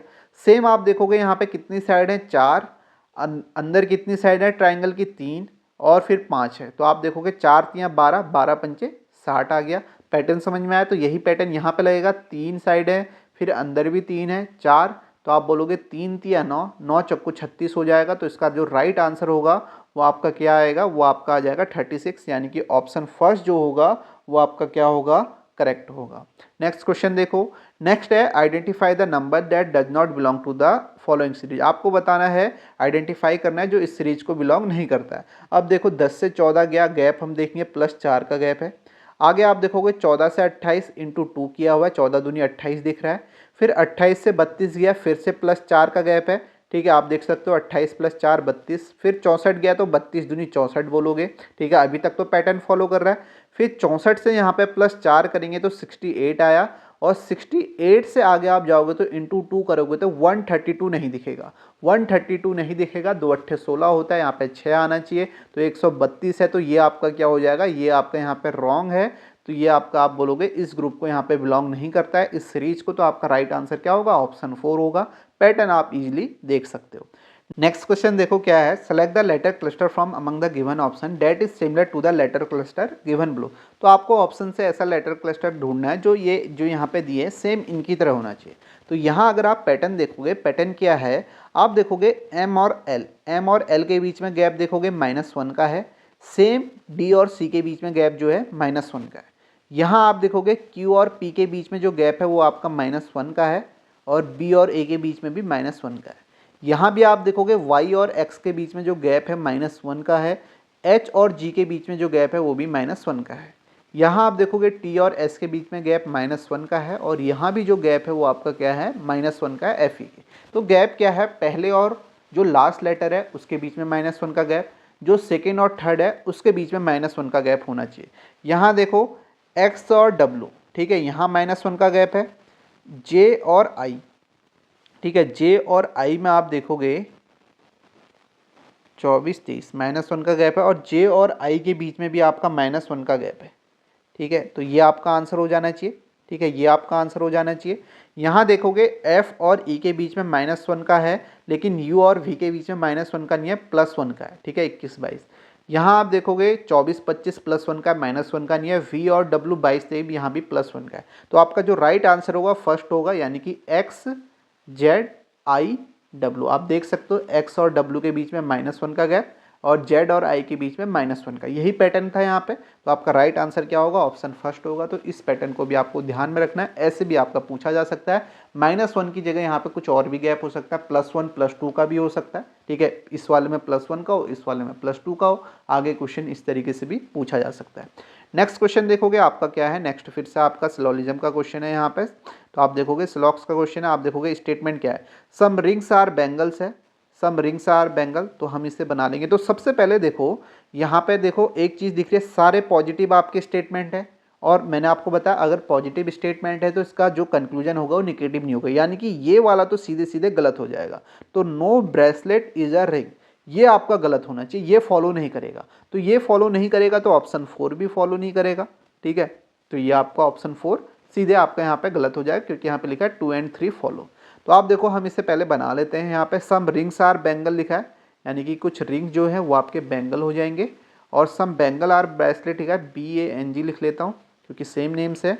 सम बैंगल आर ब्रेसलेट, तो ये आपका ब्रेसलेट हो गया, और लिखा है all the bracelet are studs, ठीक है, सारे के सारे जो ब्रेसलेट हैं वो आपके क्या हैं, स्टड हैं। तो अब देखो पहला कंक्लूजन क्या है, सम स्टड्स आर बैंगल, स्टड्स और बैंगल के बीच में आप देखोगे हाँ ये तो सही है, ठीक है, आपको बैंगल और स्टड के बीच में इस तरीके से दिखना चाहिए, ये आपको यहाँ पे दिख रहा है, तो या ऐसे दिखना चाहिए, ये आपको दिख रहा है तो आप बोलोगे ये सही है। दूसरा क्या है, सम ब्रेसलेट आर रिंग, यानी कि ब्रेसलेट आर रिंग्स, तो ब्रेसलेट ये है, रिंग से है, तो ये आपका गलत हो जाएगा, क्योंकि ब्रेसलेट और रिंग के बीच में ना तो ऐसा दिख रहा है हमें, ठीक है, ये वाला भी नहीं दिख रहा है, ये भी नहीं दिख रहा है, तो ये आपका गलत हो जाएगा। आगे क्या लिखा है, थर्ड वाला तो सीधे सीधे गलती हो गया, ठीक है, आप देख भी सकते हो no bracelet is a ring, ये कब सही होता, जब आपको वेन डायग्राम ऐसा दिखता ब्रेसलेट और रिंग के बीच में, ऐसा दिखना चाहिए था। ऐसा दिख रहा है क्या, नहीं दिख रहा है, तो आप बोलोगे ये आपका गलत हो गया। सम बैंगल्स आर रिंग लिखा है, सम बैंगल्स आर रिंग, बैंगल और रिंग के बीच में, बैंगल और रिंग के बीच में, ये तो आपको दिख ही रहा है, तो ये भी आपका सही हो जाएगा। तो आप बोलोगे फर्स्ट और फोर्थ यहाँ पे फॉलो हो रहा है, तो ये ऑप्शन भी एलिमिनेट, ये ऑप्शन भी एलिमिनेट, तो आपका आंसर थर्ड हो जाएगा, only conclusion first and fourth follow हो रहा है। अब आगे आप देखोगे यहाँ पे क्या लिखा है, आइदर 2 और 3 फॉलो, यानी कि या तो दूसरा फॉलो होगा या तीसरा। आप देखोगे इसमें क्या है, इसमें लिखा है ये आइदर वाला केस कब सही होता है, आप देखोगे जब पहली कंडीशन तो ये है कि इसमें जो आपके ये सब्जेक्ट यहाँ पे यूज हो रहे हैं, जैसे ब्रेसलेट रिंग ये सेम होने चाहिए, दोनों में सेम है, ब्रेसलेट रिंग, और दोनों आपके क्या होने चाहिए, रॉन्ग होने चाहिए। आप देखोगे ये दोनों आपके रॉन्ग हो रहे हैं, एक आपका सम वाला, एक वाला नो केस है, तो ये आइदर और वाला केस यहाँ पे लगता है। तो आपका जो राइट आंसर हो जाएगा वो ऑप्शन यहाँ पे 3 करेक्ट हो जाएगा, ऑप्शन फर्स्ट एंड फोर्थ। वैसे ही आपने अगर पहला और फोर्थ यहाँ पे फॉलो हो रहा था तो आपके ऑप्शन ही एलिमिनेट हो गए, यही ऑप्शन बचा, तो यही इसका राइट आंसर है। नेक्स्ट क्वेश्चन देखो, आपको बताना है what is the minimum number of straight line in the following figure. आपको बनाना है मिनिमम सीधी रेखाएं कितनी है, न्यूनतम, ठीक है, तो न्यूनतम बनानी है तो इस फिगर को ही बना लो, ठीक है। जो भी स्ट्रेट लाइन आपको बनानी है तो आपकी पेन नहीं उठनी चाहिए, ठीक है, स्ट्रेट में। तो आप देखो पहली ये है, ये है एक लाइन, ये होगी। फिर आप देखो पेन उठ गई, क्योंकि आप सीधे ऐसे मत बना लेना, ऐसे बनाओगे तो आप कहोगे पेन तो उठी नहीं, लेकिन स्ट्रेट होनी चाहिए, ठीक है। मिनिमम स्ट्रेट लाइन बतानी है तो सीधे बना ही लो। एक ये होगी, दूसरे, ठीक है, दूसरी, तीसरी, चौथी, ठीक है, चौथी होगी। चार तो ये होगी। उसके बाद अंदर भी है आपका इस तरीके का बॉक्स, 4 और 4 8, ठीक है, 5 6 7 8, 8 होगी। फिर आप देखोगे एक ऐसी गई 8 9, और एक ऐसे गई 9 10, और आपकी एक ऐसे गई 11, और एक ऐसे गई 12। 12 है मिनिमम स्ट्रेट लाइन, यहाँ पे 12 है, तो ऑप्शन 3 यहाँ पे करेक्ट हो जाएगा। आप देख भी सकते हो 1 2 3 4, 4 अंदर है, फिर ये स्ट्रेट है, ठीक है, पूरी यहाँ से यहाँ तक जा रही है स्ट्रेट। तो इसका राइट आंसर क्या हो जाएगा, ऑप्शन 3 यहाँ पे सही होगा, 12। नेक्स्ट क्वेश्चन देखो, नेक्स्ट क्या है यहाँ पे लिखा है स्टेटमेंट और अजम्पशन का क्वेश्चन है। Consider the given statement and decide which of the given assumption is are implicit in the statement. क्या लिखा गया है, सक्षम प्राधिकारी से कई बार अनुरोध करने के बावजूद कर्मचारी को पिछले 3 महीनों से वेतन नहीं मिला, एक यूनियन नेता का कथन है। तो जब भी आप देखोगे स्टेटमेंट और अजम्पशन के आप क्वेश्चन करते हो, तो यहाँ पे जो बोलने वाला जो स्पीकर है उसके एंड से आपको सोचना है, ठीक है। A statement by a union leader, ये यूनियन लीडर यहाँ पे क्या बोल रहा है, employees have not received their salary for the last 3 months despite several request to the competent authority. तो यानी कि उसने लास्ट 3 मंथ से कई बार अनुरोध करने के बावजूद भी जो है वो आपका जो ये इसके जो अधिकारी हैं वो उनको सैलरी नहीं दे रहे। तो पहला एजम्पशन क्या होना चाहिए, ठीक है, ये बात मैं कह रहा हूँ, ठीक है, मैं अपने आप को यूनियन लीडर समझ रहा हूँ, मुझे अपनी तरफ से सोचना है, स्पीकर की तरफ से मैं बोल रहा हूँ कि ये देने में सक्षम नहीं है, ये कई बार अनुरोध कर दिया 3 महीनों में, उसके बावजूद भी वो क्या है आपके सैलरी नहीं दे रहे। तो पहला एजम्पशन क्या है, every employee should get their salary on the stipulated date. क्या लिखा है यहाँ पे, प्रत्येक कर्मचारी को निर्धारित तिथि पर अपना वेतन मिलना चाहिए। अब देखो मैं यहाँ पे बोल रहा हूँ, मैं यूनियन नेता हूँ, तो मेरी ये एजम्पशन तो होगी ना कि प्रत्येक जो कर्मचारी है उसे निर्धारित तिथि पर वेतन मिलना चाहिए। तो मैं ये एजम्पशन मान के ही तो ये यहाँ पे बोल रहा हूँ इस तरीके की बात, ठीक है। तो ये यहाँ पे एजम्पशन क्या होगी, फॉलो होगी, ठीक है, ये होना चाहिए। दूसरा क्या है, non payment of employee salary on time reflect in efficiency of the competent authority. दूसरा क्या है, कर्मचारियों को समय पर वेतन ना देना सक्षम प्राधिकारी की अक्षमता को दर्शाता है। तो ये भी बिल्कुल सही है, ये एजम्पशन भी सही है। मैं यूनियन लीडर हूं, मैंने कई बार अनुरोध कर दिया है, उसके बावजूद भी वो सैलरी नहीं दे रहा है, तो इसका मतलब क्या है, वो यहाँ पे उसकी इनएफिशिएंसी को दर्शाता है, ठीक है। तो इसका मतलब क्या होगा कि दोनों एजम्पशन यहाँ पे क्या होंगे, वो फॉलो होंगे। देखो ये बात भी तो मैं ये सोचूंगा ही यहाँ पे, ये एजम्पशन भी तो मैं मानूंगा ही, ठीक है। इतनी बार से सैलरी दे रहे बोल रहे हैं हम उसे कि सैलरी दे रहे 3 मंथ से, इतनी बार अनुरोध कर दिया फिर भी सैलरी नहीं मिली है, तो इसका मतलब ये क्या है कि वो उनकी इनएफिशिएंसी को दर्शाता है, अक्षमता को वो दर्शाता है। तो इसका राइट आंसर आपका क्या होगा, आपका both assumption first and second are implicit हो जाएगा, यानी कि आपका ऑप्शन 4 यहाँ पे क्या होगा, करेक्ट होगा। सभी को बात समझ में आ गई। नेक्स्ट क्वेश्चन देखते हैं। नेक्स्ट है, आपको बताना है 3 of the given option are alike in certain way, यानी कि 4 ऑप्शन दिए गए हैं जिसमें से 3 एक समान है, एक आपका अलग है, वो आपको बताना है। आपके सामने ऑप्शन है रोडवेज, कार्गो, शिपिंग, रेलवेज, इसमें से आपको बताना है कौन सा रोडवेज। तो आप देखोगे यहाँ पे जो इसका राइट आंसर होगा, आपको यहाँ पे क्या दिया गया है, रोडवेज, कार्गो, शिपिंग और रेलवे। तो आप यहाँ पे देखोगे रोडवेज, शिपिंग और रेलवे, ये आपके यहाँ पे क्या है, ये आपके यहाँ पे मीडियम है ट्रांसपोर्टेशन की, मीडियम है ट्रांसपोर्टेशन की।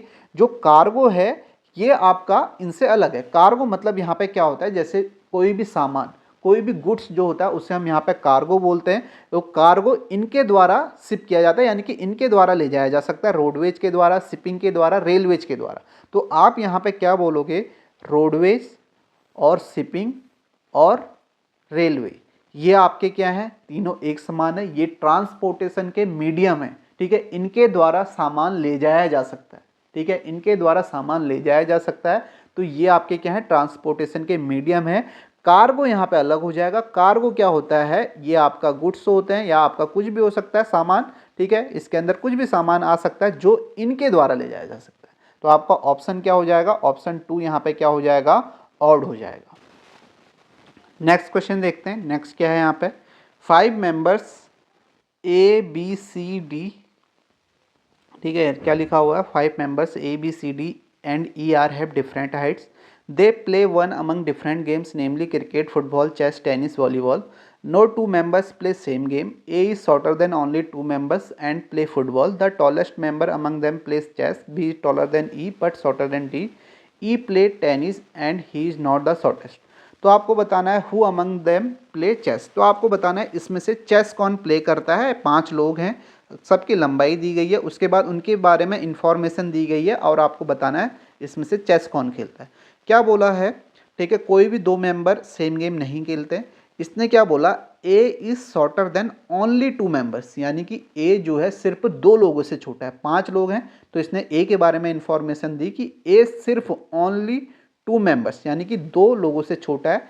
तो आपका एक तो यहाँ पे आ जाएगा, फिर उसके बाद एक और आएगा और फिर आपका ए आ जाएगा. ठीक है, ए 2 लोगों से छोटा है, ठीक है, और उसके बाद आपके 2 यहाँ आ जाएंगे. और ए क्या खेलता है, A is shorter than only 2 members and play football. A जो है आपका फुटबॉल खेलता है. आपको क्या बताना है, चेस कौन खेलता है, ये आपको बताना है इसमें से चेस कौन खेलता है.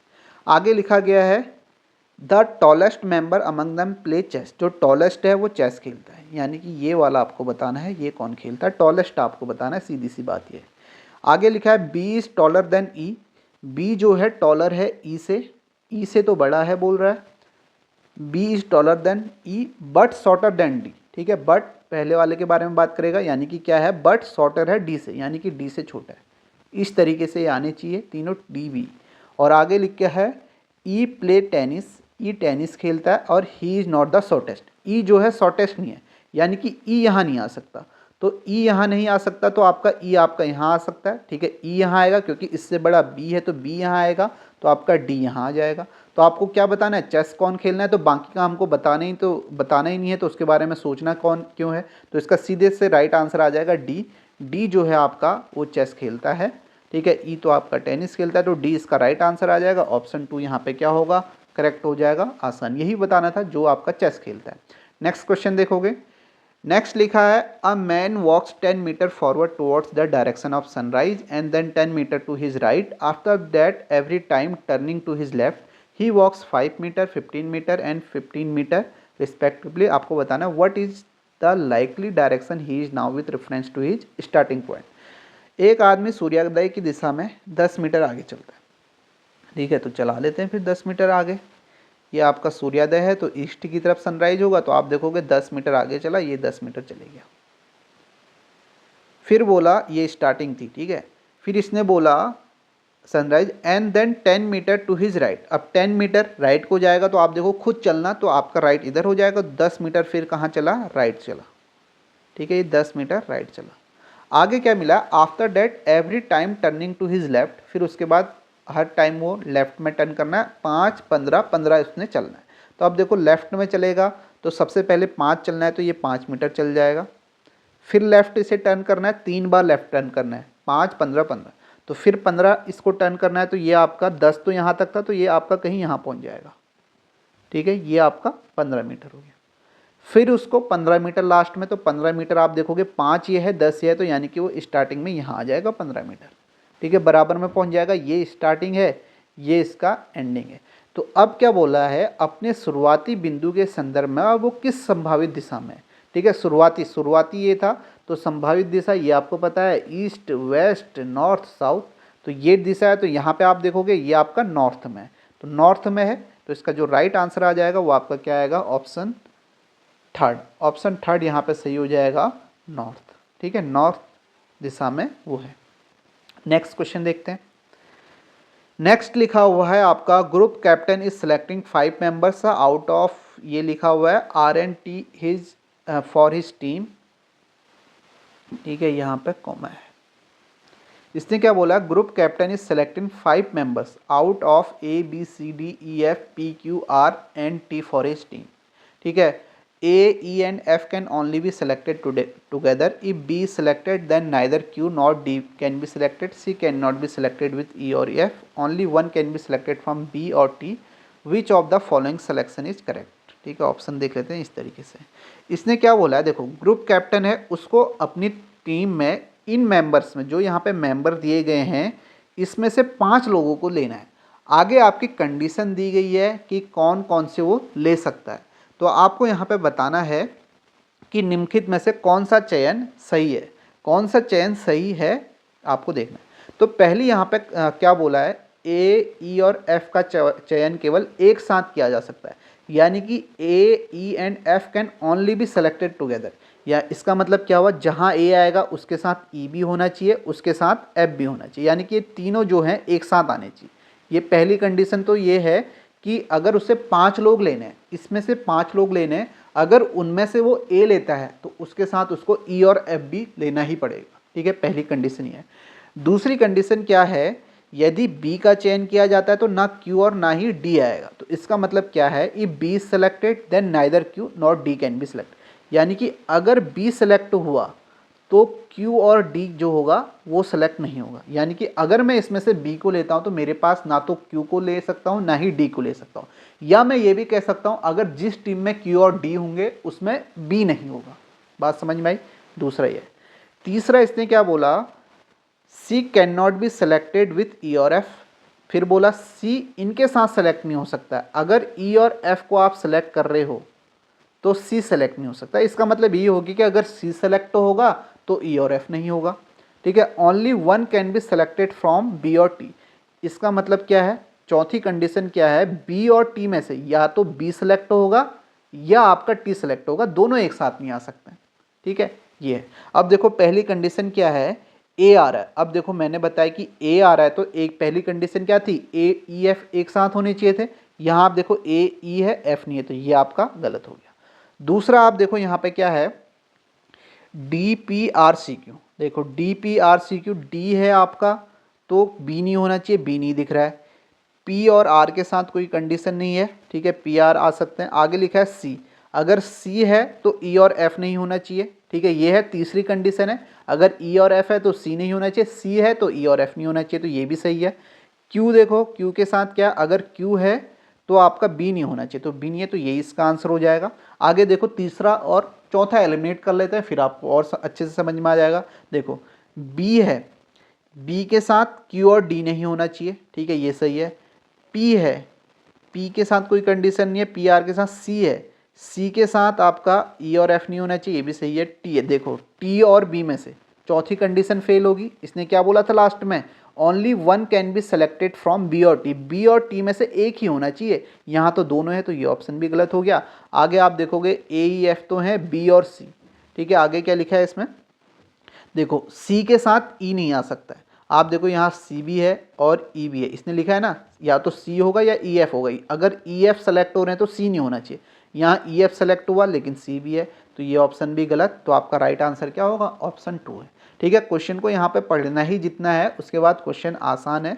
तो यहाँ पे आपको कंडीशन दी गई और 5 लोगों में से आपको चुनना था। तो आप देख सकते हो इस तरीके के भी क्वेश्चन पूछे गए हैं। ठीक है, ये 50 क्वेश्चन का मतलब यही है कि अगर टॉप क्वेश्चन, तो इसका मतलब ऐसे क्वेश्चन भी आपको मिलेंगे जो हो तो आसान है, तो आसान, लेकिन पूछे गए हैं, ताकि आपको आइडिया लगे कि ऐसे क्वेश्चन भी पूछे गए हैं इससे प्रीवियस ईयर में। नेक्स्ट क्वेश्चन देखो, आपको बताना है count the number of parallelograms in the following figure series.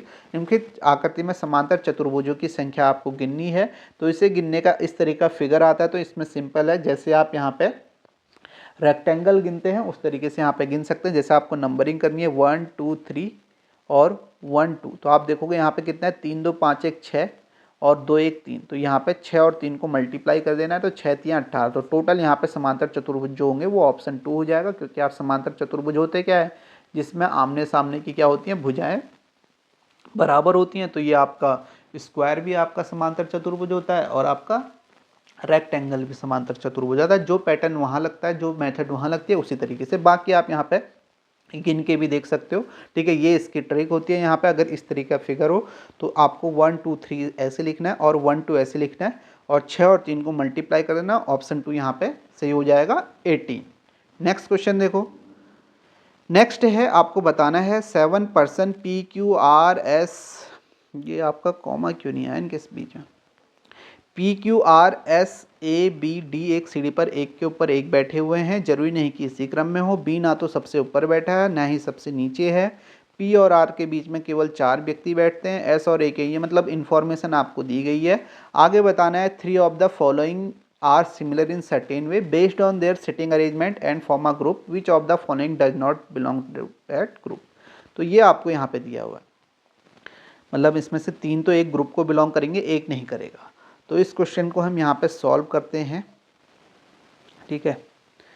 Information क्या दी है, बी ना तो सबसे ऊपर बैठता है ना ही सबसे नीचे। कितने लोग हैं, 1 2 3 4 5 6 7, 7 लोग हैं। पी और आर के बीच केवल 4 व्यक्ति बैठे हैं, ठीक है। इस हम ये जो इन्फॉर्मेशन है इससे हम बनाते हैं, क्या लिखा है, ओनली 4 person sit between P and R. P और आर के बीच में 4 पर्सन बैठे हुए हैं। तो यहाँ पे कंडीशन बनेंगी, आपके कंडीशन बना लेते हैं इस तरीके से, ठीक है। ये है पहली, देखो आप 1 यहाँ बैठेगा, 2 3 4 5 और 6, ठीक है। ये है आपका 1 2 3 4 5 6 7, 7 लोग हैं। अब देखो पहले क्या है, इसने क्या बोला, पी और ए के बीच में, ठीक है। पी, पहली कंडीशन क्या है, पी और आर के बीच में केवल 4 व्यक्ति बैठते हैं, पी और आर के बीच में। तो आप देखो पी और आर के बीच में 4 व्यक्ति बैठते हैं, तो यहाँ पे क्या क्या करनी, पहली कंडीशन तो ये होगी पी यहाँ पे हो और 4 बैठते हैं, तो 1 2 3 4, पी और आर के बीच में 4 बैठ गए, ये एक तो ये हो सकता है।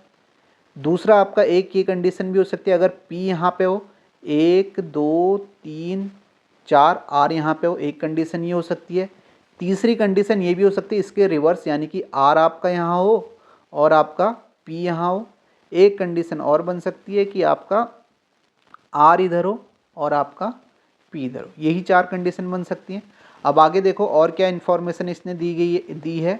आगे लिखा है एस ए के ठीक ऊपर बैठता है, यानी कि एस जो है, एस और ए एक साथ आने चाहिए, यही लिखा हुआ है। आप देखोगे हिंदी में, इंग्लिश में एस सिट्स इमीडिएटली अबव है, ये दोनों एक साथ आने चाहिए, एस और ए। आगे आप देखोगे एस और ए एक साथ आने चाहिए, ठीक है, कहीं भी आ सकते हैं। अभी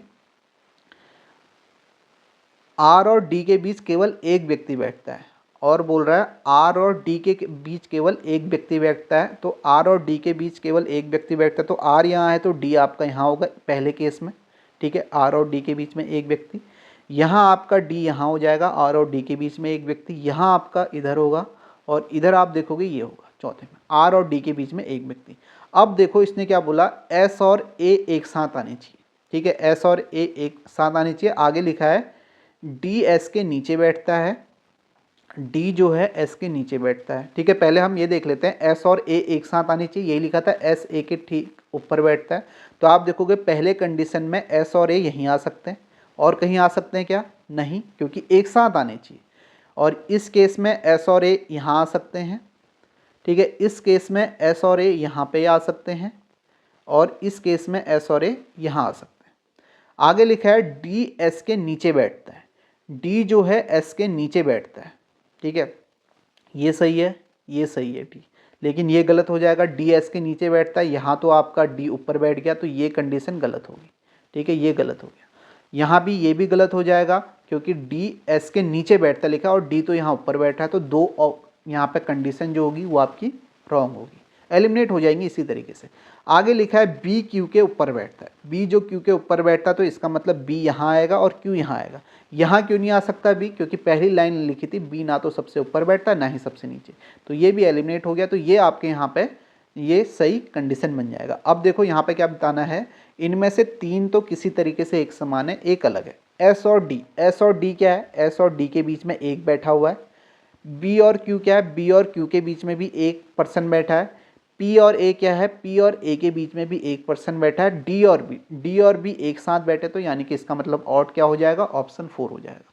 देखो अच्छा क्वेश्चन है। यहाँ पे आप देखोगे 4 यहाँ पे कंडीशन बन रही है, जिसमें से एलिमिनेट हो जाएगी। आप ये कंडीशन को पढ़ते चलोगे तो एलिमिनेट हो जाएगा, और बाकी 3 एक समान थे, तो आप देख सकते हो 3 किस तरीके से एक समान है। इनके बीच में जो है एक पर्सन है, जबकि ऑप्शन 4 के बीच में आपका कोई पर्सन नहीं है, तो ये आपका ऑड हो जाएगा।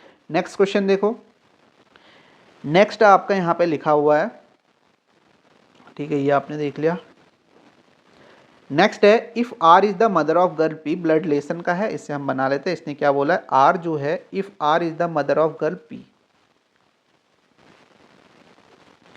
If R is the mother of girl P, यानी कि पी की मदर है, and the sister of A, and the sister of A यानी कि ए की आपकी सिस्टर है, and A is the only son of D, A जो है ओनली सन है डी का, and the father of girl C, ठीक है, ए जो है फादर है सी का, गर्ल सी का। Then how is P related to A, P कैसे रिलेटेड है, तो आप बोलोगे पी ए से कैसे रिलेटेड है, यानी कि पी की माँ का भाई है ये, ठीक है, तो मदर्स ब्रदर हो जाएगा। तो आप क्या बोलोगे, सॉरी, पी का ए से क्या संबंध है, ठीक है, पी का बताना है ए से, तो यहाँ पे ए की बहन की बेटी है, ठीक है, ए की बहन की बेटी, यानी कि पी का बताना ना, पी का ए से क्या संबंध है, तो आप बोलोगे सिस्टर्स डॉटर, तो आपका ऑप्शन 4 सही हो जाएगा। यहाँ पे ध्यान में रखना, ठीक है, पी के बारे में बताना है कि पी आपका यहाँ पे क्या है, ए का, तो पी जो है ए का क्या है, वो उसकी बहन की बेटी है, ठीक है, ए की बहन आर है, इसकी बेटी है, तो इसका जो राइट आंसर होगा वो आपका क्या होगा, ऑप्शन 4 हो जाएगा।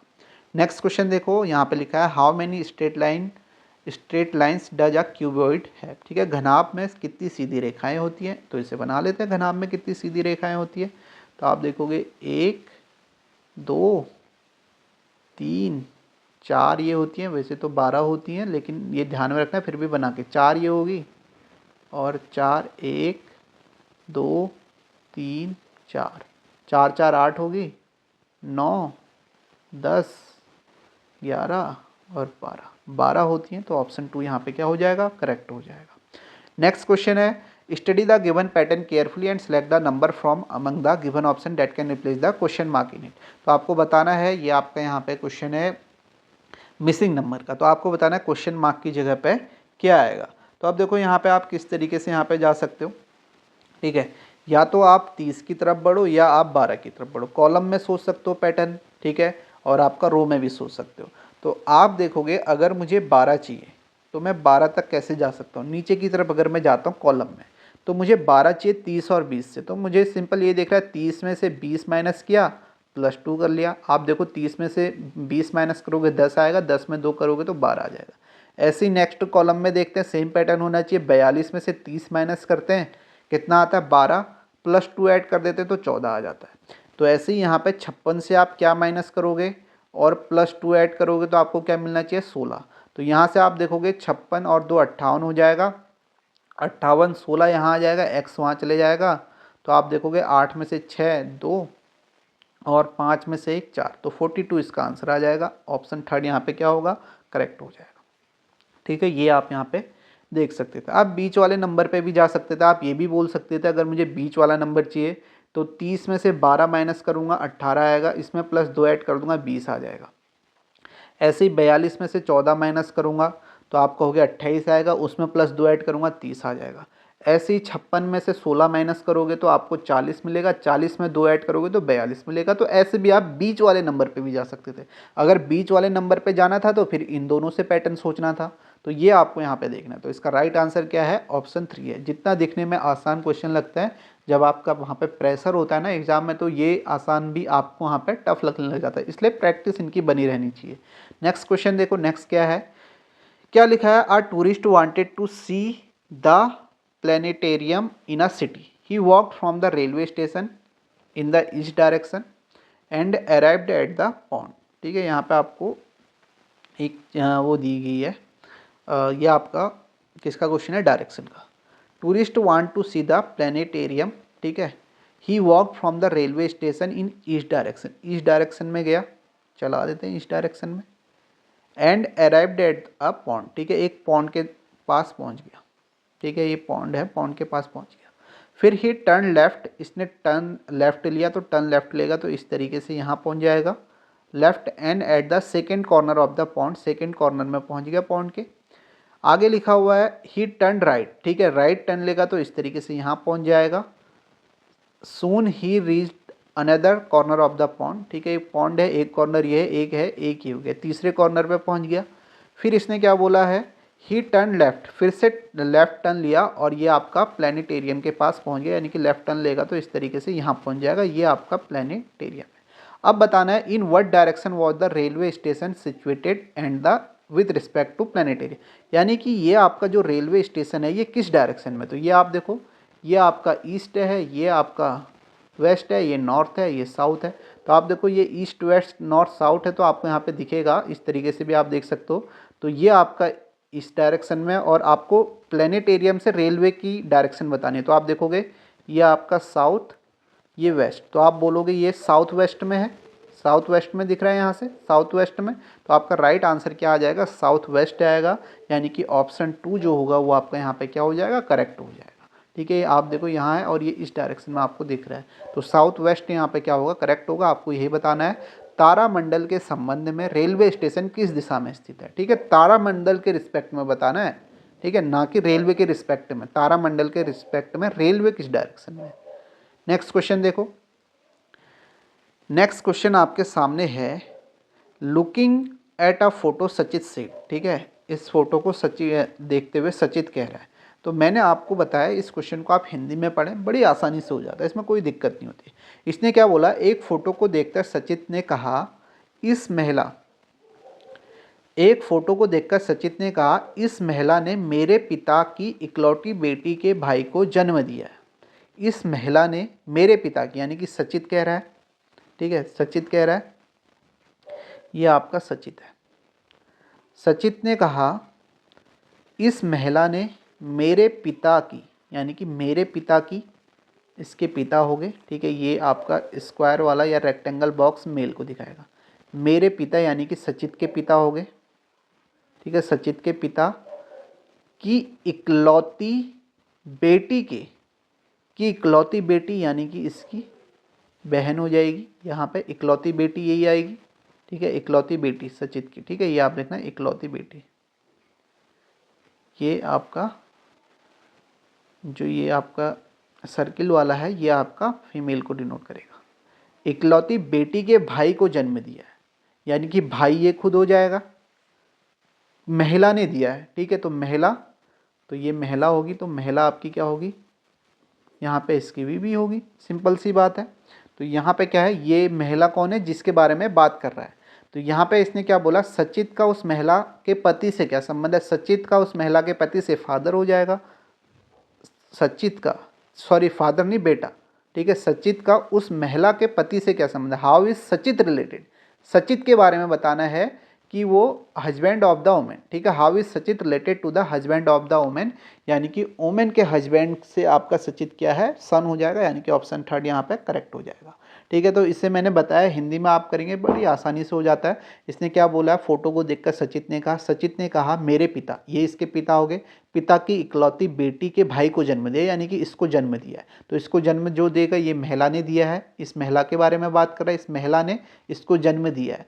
तो फिर यही बोला कि सचित कैसे रिलेटेड है इस वुमेन से, तो आप देखोगे sorry husband of the women, तो आप यहाँ पे लिखेगा सन हो जाएगा। ठीक है, सचित का उस महिला के पति से क्या संबंध है, सन का। नेक्स्ट क्वेश्चन देखते हैं। नेक्स्ट आपको बताना है how many squares are there in the following figure, आपको बताना है इसमें आपके कितने स्क्वायर होंगे। अब देखो यहाँ पे मैं आपको बताऊंगा, अभी हम ना इस वाले को काउंट नहीं करते जो ये कॉर्नर में दिए हैं। जब भी आपके पास इस तरीके का आपको पूछा जाए कितने स्क्वायर हैं, तो आपको क्या करना है, अगर इनके रो और कॉलम बराबर है, जैसे आप देखोगे मैं सिर्फ इस वाले फिगर की बात कर रहा हूँ, ठीक है, इसको भूल जाओ, इसको भूल जाओ जो यहाँ है, ठीक है, इसको भूल जाओ अभी एक बार के लिए।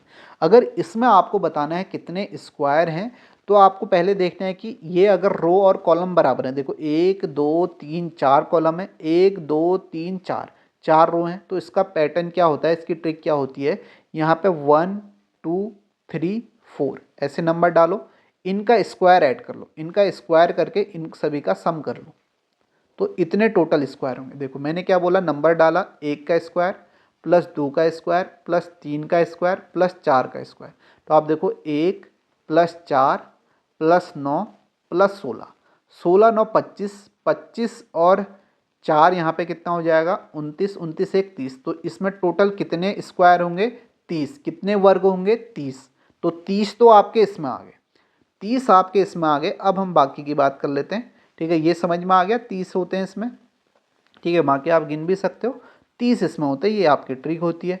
30 तो इसमें हो गए, बाकी स्क्वायर क्या हो गए, 30 के बाद 1 2 3 4 4 स्क्वायर ये हो गए, तो तो 30 + 4 क्या हो जाएगा, 34 हो जाएगा।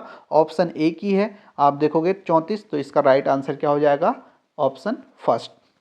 समझ में आ गया ये पैटर्न, ये ट्रिक ध्यान रखें। नेक्स्ट देखो क्या है, select the given pattern carefully and select the number that can replace the question mark in it. आपको बताना है इसमें इसका राइट आंसर क्या होगा। ठीक है, अच्छा क्वेश्चन है, पैटर्न सोचो क्या होगा, खुद से दिमाग लगाओ कि इसमें आपका क्या पैटर्न हो सकता है। आप देखो 10 है, 8 है, 4 है, 12, 10 है, इसमें आप देखोगे किस तरीके से आपको सोचना है। देखो यहाँ पे पैटर्न क्या है, जो नंबर दिए हैं अब ये सर्किल में आपको दिया, यानी कि इन नंबरों से आपको सर्किल में जाना है, यानी कि इन नंबरों से आप सोच सकते हो 8, 4, 12, 10 से कि ये 10 कैसे आए। अब आप देखोगे ये कैसे आएगा, आप देखो 8 और 4 है 12, ठीक है, 12 और 10 22, ठीक है। आप ये बोल सकते हो कि मैं 12 और 10 मैंने किया, कितना आया, 22 आया। इसमें से 8 + 4 12 घटा दिया तो मुझे 10 मिल जाएगा, मिल गया, ये पैटर्न हो सकता है। अब यहाँ भी आप देखोगे 16 और 9 25, लेकिन यहाँ से आप 25 में से 15 + 2 17 घटाओगे, 5 नहीं मिलेगा, तो इसका मतलब ये पैटर्न तो यहाँ पे नहीं लग रहा है, इस तरीके से तो नहीं लग रहा है। अब देखो और क्या हो सकता है, देखो मैंने बताया कि प्लस से नहीं हो रहा है तो मल्टीप्लाई करके भी हो सकता है। अब देखो अगर मैं यहाँ पे 8 और 4 को मल्टीप्लाई करता हूँ, 8 चक्को 32 माइनस 12 + 10 माइनस कर लेता हूँ, 12 + 10 22, यानी कि 32 में से 22 माइनस किया तो 10 मिल गया मुझे, यानी कि ये नंबर मिल गया। सेम पैटर्न मैं सेकेंड वाले फिगर में लगाता हूँ, 15 और 2 को मल्टीप्लाई करना है, 15 दूनी 30, यानी कि जो सीधी लाइन में दिए इन दोनों को मल्टीप्लाई करना है, और जो नीचे दिए हैं इनको प्लस करके माइनस करना है। 9 + 16 25, तो 30 में से आप देखोगे 25 माइनस किया तो क्या मिल गया, ये सर्किल में जो नंबर है 5 मिल गया। तो सेम यहाँ भी करूँगा, 5 और 6 को मल्टीप्लाई करूँगा, 6 पंचे 30 होगा, और 20 + 2 इसमें ऐड कर दूँ, ऐड करके माइनस करूँगा तो आप बोलोगे 30 में से 22 माइनस किया तो मुझे क्या मिल गया, 8 मिल गया। तो राइट आंसर क्या हो जाएगा, ऑप्शन सेकेंड 8 हो जाएगा। तो अभी आपने देखा यहाँ एक को मल्टीप्लाई किया, एक को प्लस किया, दोनों को प्लस भी कर सकता था, ठीक है, जैसे मैंने बताया, या पहले वाले को प्लस दूसरे वाले को मल्टीप्लाई, जो पहला वाला मैंने बताया कि इस वाले में लग रहा था लेकिन सेकंड में नहीं लगा। तो ये पैटर्न आपको ध्यान में रखना है, ठीक है। अगर पहली बार एग्जाम में आ गया तो तब आपको टाइम लग सकता है, अगर आपने एक बार प्रैक्टिस कर ली और आपको पता चल गया इस तरीके के पैटर्न है तो थोड़ा सा आसान हो जाएगा। तो इसका जो राइट आंसर है ऑप्शन 2 यहाँ पे करेक्ट होगा। नेक्स्ट क्वेश्चन देखो, नेक्स्ट क्या है यहाँ पे, Manoj is the husband of Sapna whose mother is Neelam, Neelam's grandson is Aditya. ठीक है, आगे इन्फॉर्मेशन दिया, आपको बताना है सपना का सैफ से क्या संबंध है, हाउ इज सपना रिलेटेड टू सैफ। क्या लिखा है, Manoj is the husband of सपना, मनोज जो है हस्बैंड है सपना जी के, सपना जी के हस्बैंड मनोज है। हुज मदर इज नीलम, इनकी मदर जो है वो नीलम है, नीलम है। आगे लिखा है Neelam's grandson is Aditya, who is brother of Saif Ali. ठीक है, आदित्य और सैफ अली जो हैं भाई बहन है। Saif Ali is the daughter of Vijay, Saif Ali जो है डॉटर है विजय की, विजय जो है who is the brother of Manoj wife. ठीक है, तो यानी कि ये आपका मनोज वाइफ, तो इसका ब्रदर है, लिखा है विजय, तो इसका ब्रदर है विजय, तो यहाँ आ जाएगा ब्रदर, ये ब्रदर हो गया। आगे यही देखो तो ग्रैंडसन जो होगा इसका होगा आपका, नीलम का ग्रैंडसन जो है आदित्य है। ठीक है, Neelam grandson is Aditya. Who is brother of Saif Ali, जो ब्रदर है सैफ अली का, सैफ अली, और सैफ अली जो है आपकी डॉटर है किसकी, विजय की।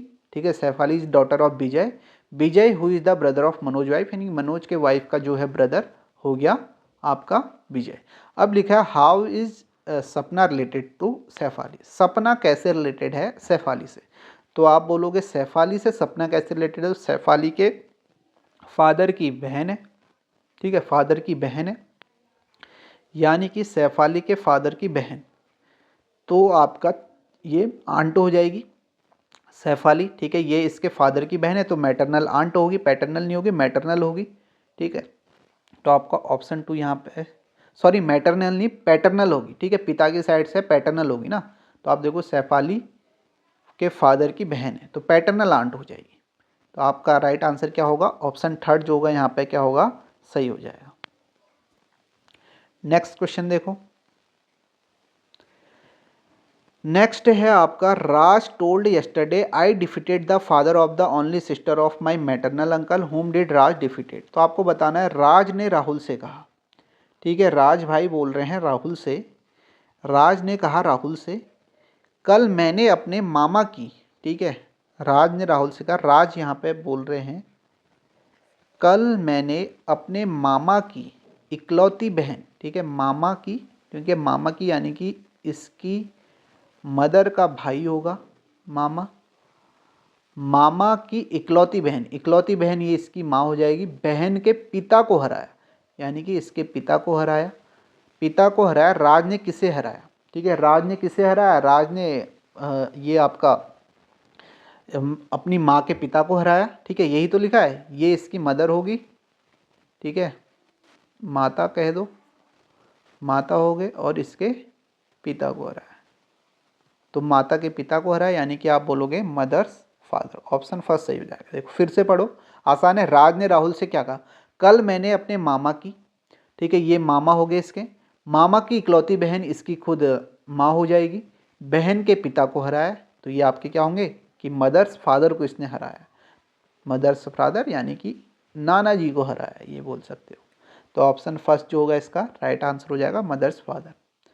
नेक्स्ट क्वेश्चन है आपका, a college offer 2 papers to a student such that if a student studies philosophy he or she must study French.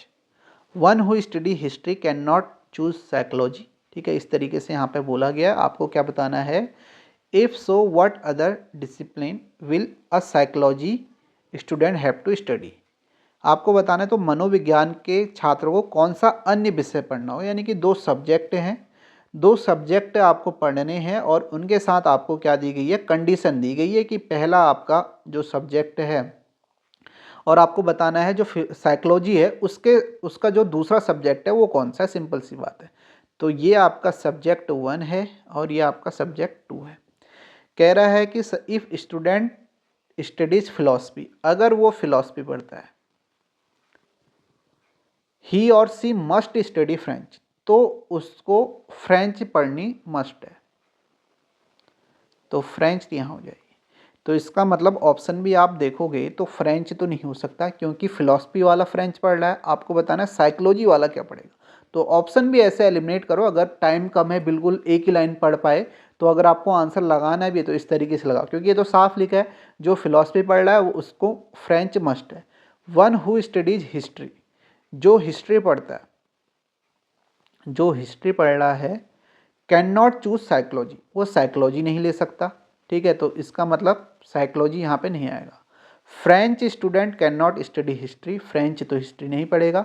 French student can not opt for Spanish, Spanish भी नहीं है उसके पास। ठीक है, only history student can study political science, तो history वाला तो political science पढ़ रहा है, पॉलिटिकल साइंस हो गया हिस्ट्री। ठीक है, पॉलिटिकल साइंस भी ऑप्शन में है, ये भी एलिमिनेट हो जाएगा। आपको बताना है साइकोलॉजी वाला क्या पढ़ता है। फिर आपका क्या लिखा है, only history student can study political science, no psychology student has opted for sociology. ठीक है, तो साइकोलॉजी वाला सोशियोलॉजी नहीं ले रहा है। ठीक है, इसने क्या बोला, one who studies history can not choose, French student can not study history. ठीक है, फ्रेंच जो है हिस्ट्री नहीं ले सकता, फ्रेंच स्टूडेंट स्पेनिश भी नहीं ले सकता। ठीक है, फ्रेंच जो है स्पेनिश भी नहीं ले सकता। और एक है आपका साइकोलॉजी वाला, साइकोलॉजी वाला क्या लेगा ये आपको बताना है।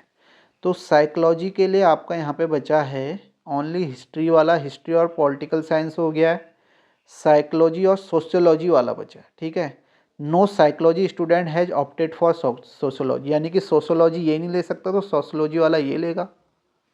ठीक है, ये हो गया। तो यहाँ पे साइकोलॉजी के लिए बचा क्या, साइकोलॉजी के लिए बचा क्या, French student can not opt for Spanish, French Spanish नहीं ले सकता, तो साइकोलॉजी के लिए स्पेनिश बचा है।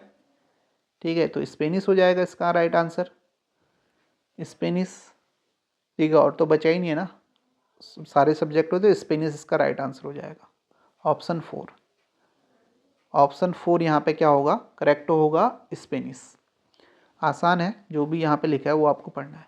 निम्नलिखित वर्गों के बीच संबंधों को सबसे बेहतर ढंग से दर्शाने वाले वेन आरेख का चयन करना है। Cardboard box, glass tumblers, wooden stools. तीनों में कोई संबंध नहीं है। कार्डबोर्ड बॉक्स अलग है, ग्लास टम्बलर्स अलग है, कांच के गिलास अलग है, लकड़ी का स्टूल अलग है। तो तीनों में कोई भी संबंध नहीं है, तो आपका ऑप्शन 4 हो जाएगा। ऑप्शन 4 यहाँ पे क्या होगा, करेक्ट हो जाएगा। यही इसको बेस्ट यहाँ पे रिप्रेजेंट कर रहा है। नेक्स्ट है, आपको बताना है identify the number that does not belong to the following से। इसमें आपको बताना है कि इसमें से कौन सा जो है आपका रॉन्ग है। आप देखोगे इन दोनों को मल्टीप्लाई करते हो, 4 3 12 बीच में लिखा हुआ है। इन दोनों को मल्टीप्लाई करते हो, 9 8 72 बीच में लिखा हुआ है। इन दोनों को मल्टीप्लाई करते हो, 6 पंचे 30 बीच में लिखा हुआ है, लेकिन यहाँ पे 2 पंचे 10 बीच में लिखा होना चाहिए, तो 10 नहीं लिखा है। तो आपका राइट आंसर क्या हो जाएगा, 2015 ऑप्शन। तो इस तरीके के भी आपके क्वेश्चन आते हैं, ये आपको ध्यान में रखना है। ऐसे भी आप देखोगे 4 3 12 बीच में, 9 8 72 बीच में, 6 पंचे 30 बीच में, 5 दूनी 10 होना चाहिए था बीच में, जो कि नहीं है। तो आपका राइट आंसर क्या होगा, ऑप्शन फर्स्ट यहाँ पे करेक्ट हो जाएगा। नेक्स्ट है, आपको बताना है select the Venn diagram that best represent the relationship between following classes. Scientist है, रिसर्चर्स है, प्रोफेसर्स है। वैज्ञानिक, शोधकर्ता, प्रोफेसर। तो आप देखोगे कुछ वैज्ञानिक जो होंगे, इसमें ऑप्शन 2 सही हो जाएगा। ठीक है, कुछ साइंटिस्ट रिसर्चर हो सकते हैं, और आपका कुछ साइंटिस्ट प्रोफेसर भी हो सकते हैं, ये कॉमन। और तीनों भी हो सकते हैं कोई बंदा, और ये कॉमन भी हो सकता है। कुछ जो प्रोफेसर हैं वो आपके रिसर्चर भी हो सकते हैं। तो ऑप्शन 2 जो होगा यहाँ पे करेक्ट होगा, यानी कि ऑप्शन 4 हो जाएगा यहाँ से। सॉरी, ऑप्शन 2 नहीं, ऑप्शन 4 होगा, क्योंकि 2 यहाँ लिखा हुआ है, तो ये ध्यान में रखना। तो ये आपका करेक्ट हो जाएगा। नेक्स्ट क्वेश्चन देखो क्या है। नेक्स्ट क्वेश्चन है, फिर से आपका यहाँ पे लिखा हुआ है lecture A B C D E and F, E and F, A to be organized, R to be organized होगा यहाँ पे। Lecture A B C D E and F are to be organized in a span of 7 days from Monday to Sunday, only one lecture on each day। ठीक है, एक lecture एक दिन में पढ़ रहा। उसके बाद आपको बताया है one lecture have to be organized only once, only day one day there will be no lecture, एक दिन कोई भी लेक्चर नहीं है। सी शुड बी ऑर्गेनाइज्ड, आगे इन्फॉर्मेशन दिया, आपको बताना है how many lectures are organise between F and E. F और ई के बीच में कितने लेक्चर ऑर्गेनाइज करें। तो डे कहाँ से स्टार्ट हो रहा है, मंडे से हो रहा है। तो Monday, Tuesday, Wednesday, Thursday, Friday, Saturday और संडे। ठीक है, 7 दिन हो गए। अब देखो क्या इन्फॉर्मेशन दी गई है, वो हम यहाँ से पढ़ते जाते हैं और यहाँ पे पुट करते जाते हैं। C should be organised immediately before D. C जो है डी से पहले आता है इमीडिएट, यानी कि सी और डी एक साथ आएंगे। ठीक है, C should be organised immediately before D. E should be before D. E जो है डी से पहले आना चाहिए। ठीक है, डी से पहले आना चाहिए, कहाँ आना चाहिए ये नहीं पता है। ठीक है, अभी हमें पता है सी और डी एक साथ आएंगे। C should be organized immediately before D. E should be before D and there should be gap of 2 days between E and D. तो क्या बोल रहा है, C और D पहले आना चाहिए और इन दोनों के बीच में 2 दिन का गैप होना चाहिए। तो इस तरीके से आने चाहिए। ठीक है, ये लिखा हुआ है। आगे लिखा हुआ है D should be organized before Friday. D जो है फ्राइडे से पहले होना चाहिए। अगर D फ्राइडे से पहले होना चाहिए, ठीक है, तो ये आपका लिखा हुआ है ई और डी के बीच में 2 दिन का, सॉरी ये मैंने गलत बना दिया, ई और डी के बीच में 2 का गैप है, तो इस तरीके से होगा। डी जो है फ्राइडे से पहले होना चाहिए कह रहा है, तो फ्राइडे से पहले होना चाहिए, तो यही कंडीशन बचती है कि डी इस दिन होगा, क्योंकि इनके बीच में दो, ये सी एक साथ आने चाहिए, सी और डी, और ई और डी के बीच में 2 दिन का, दो लोग होने चाहिए। ठीक है, ये है, तो ई इसका मतलब यहाँ आएगा। ठीक है, ये तो इस तरीके से बन जाएगा। आगे आप देखोगे क्या लिखा है, D should be organised before Friday, no lecture should be organised immediately after E, यानी कि इस दिन आपका गैप है। जो ये बोल रहा था ना कि एक दिन कोई लेक्चर नहीं है, तो इसी दिन है। ठीक है, no lecture should be organised immediately after E. A should be organised on Saturday, A जो है सैटरडे को है। F should not be organised on last day, F last day नहीं है, तो एफ यहाँ हो जाएगा।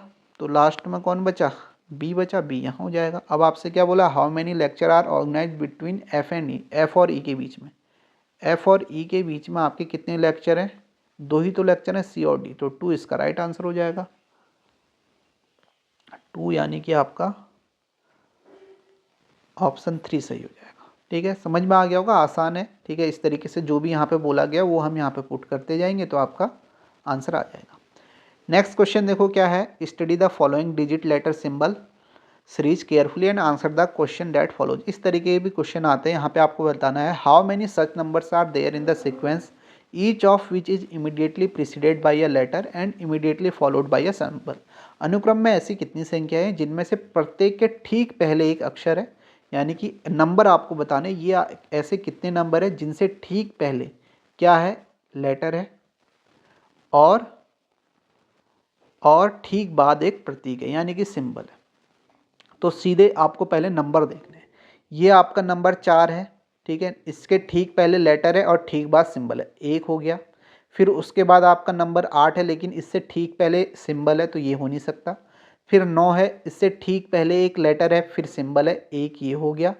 फिर 6 हो नहीं सकता क्योंकि इसके ठीक पहले क्या है, सिंबल है। फिर आप देखो आगे नंबर क्या है, 3 से ठीक पहले क्या है, लेटर है फिर सिंबल है तो 1 ये हो गया, 3। 5 हो नहीं सकता। फिर आप देखोगे एक 4 है नंबर, इससे ठीक पहले एक लेटर है और बाद में सिंबल है, आगे कोई नंबर नहीं है यानी कि 1 2 3 4। तो इसका राइट आंसर क्या हो जाएगा, ऑप्शन फर्स्ट हो जाएगा 4। ठीक है, ऑप्शन फर्स्ट 4 यहाँ पे करेक्ट होगा। नेक्स्ट क्वेश्चन देखो, नेक्स्ट क्या है, आपको बताना है which of the following is different from the rest. Odd one out का है, देखो राइटर है, रीडर है, पब्लिशर है, प्रिंटर है, इसमें से आपको बताना है कौन सा अलग है। Writer, reader, publisher, printer. अब आप देखोगे राइटर, पब्लिशर और प्रिंटर को हम देखते हैं।